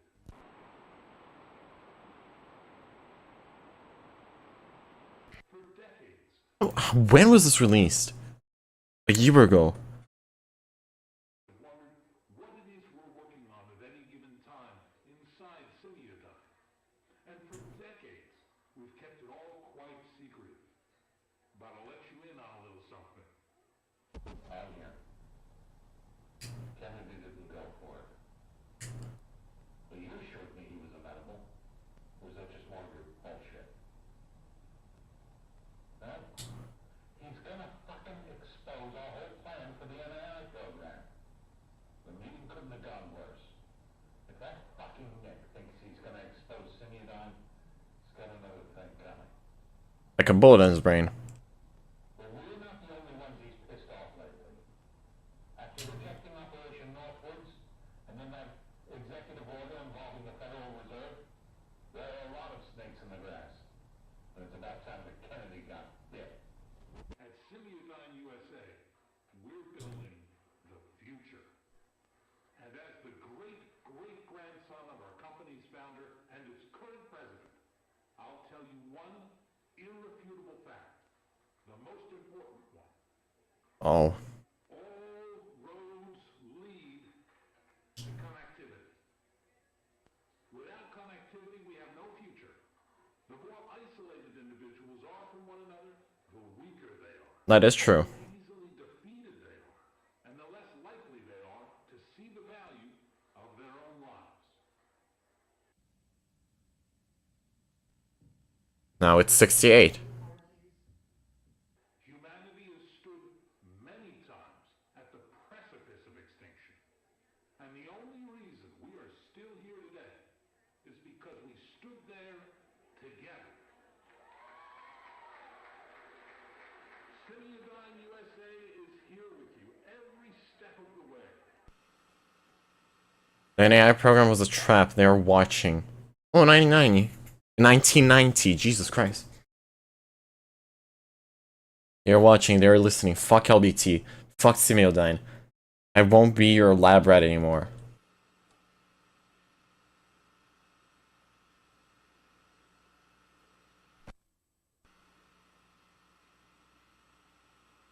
We make a promise to continue to support you into the future as well.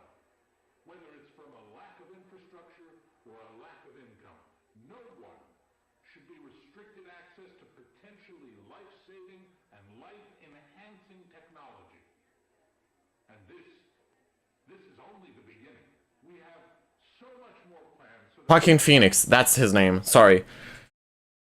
I'm sorry for pausing it all of a sudden. My brain just goes ham when I forget something.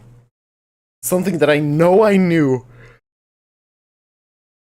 And that I know that I'm about to remember. So my brain just goes ham on it. And I don't stop thinking about it until I figure it out. Sorry. I was also mixing his name with Arthur Fleck, which is the name of the Joker.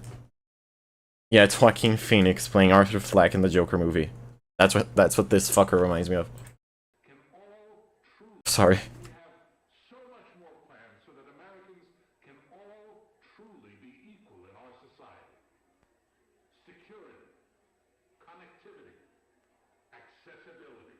It is our belief that it is these three factors that make America the best country in the world.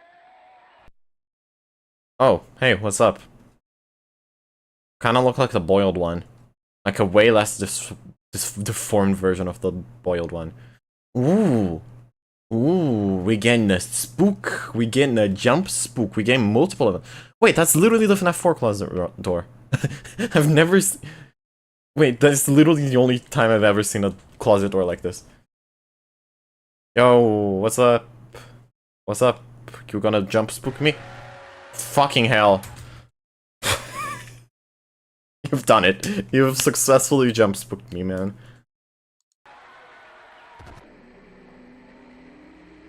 Oh, hey.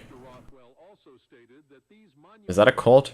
Won't only be made available to American households, but to police and fire departments, schools, and to small businesses as well.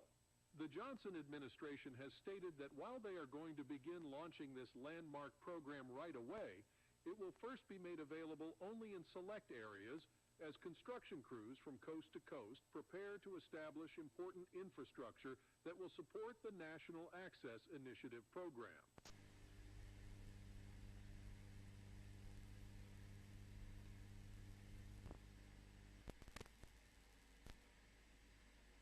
That's you later. Oh, hey there. Oh. Hi. You're skeletal. You remind me of the Mimic. The Mimic in a Vita Carnis, of course. Are you saying something?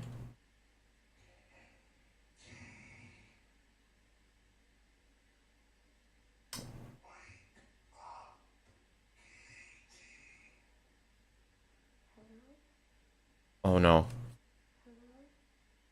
Oh, it said wake up, kitty. Oh, you piece of shit.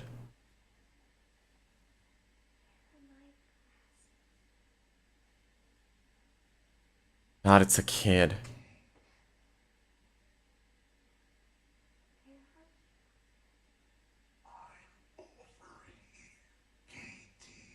Katie.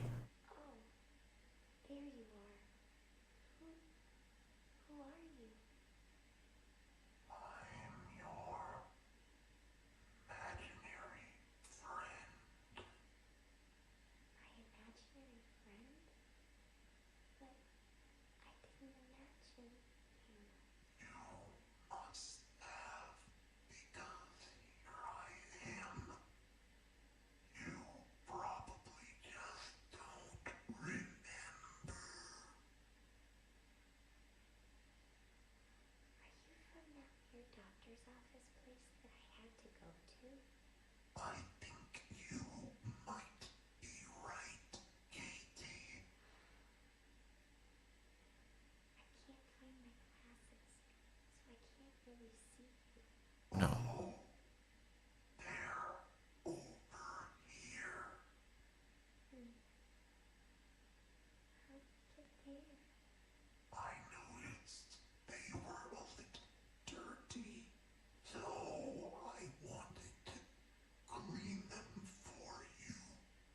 God.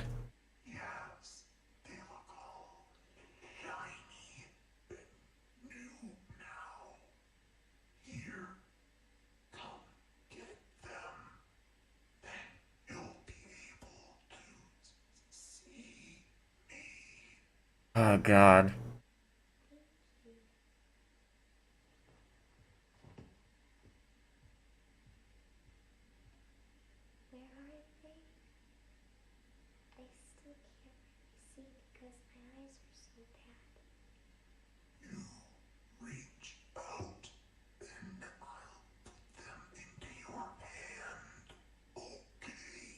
God.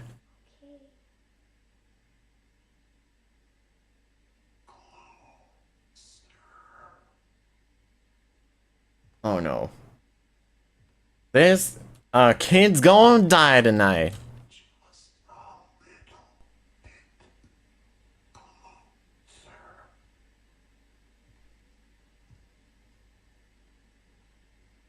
Oh no. Oh no. Poor kid. Yeah. Expected. Wait, are you the guy from the Mount whatever? You look like the guy from Mount whatever.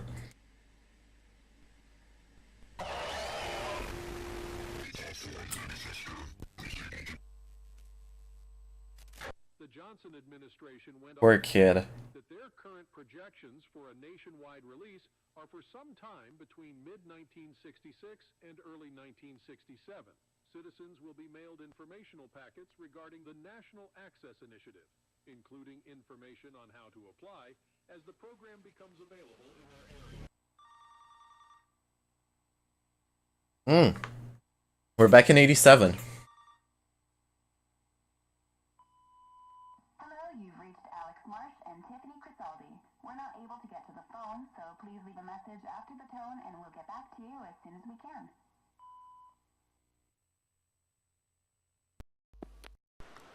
Messages from the dead. Should I stop here? We've been live for 4 hours already. And we would need another hour to watch this. So I am curious. Like, I'm gonna finish this. What do you think, Purple? I imagine you're still here. It is getting really late here in Brazil, at least, and I need to go to sleep. But we're close to finishing this. I kind of don't have the guts to do another stream just for Greylock, but I can find something else if need be.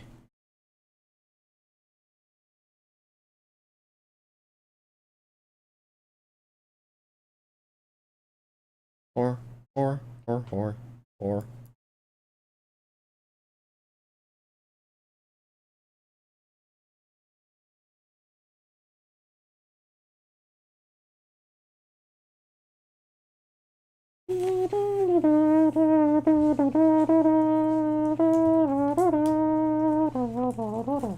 Okay, well, I'm gonna end it here today. We continue it later. We continue it tomorrow or something. Yeah, we only have Greylock left, and then I'll figure out something else to do on the next Reactions or Lazy stream. Do I have anything else in my screenshot folder that I could react to? I mean, there's a game that I want to play, Cryptid Purgatory. Another game. That's a game theory episode.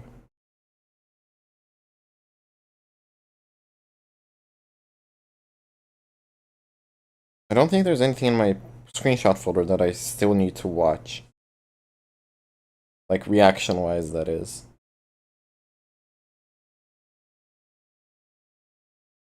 Oh, no. I'll figure something out. Well, everybody, thank you so much for watching. It has been an absolute pleasure having you all here today. Well, hopefully tomorrow I'm gonna react to the rest of this, but until next time, remember to stay hydrated, stay safe, remember that you're awesome, and until next time, a toodaloo!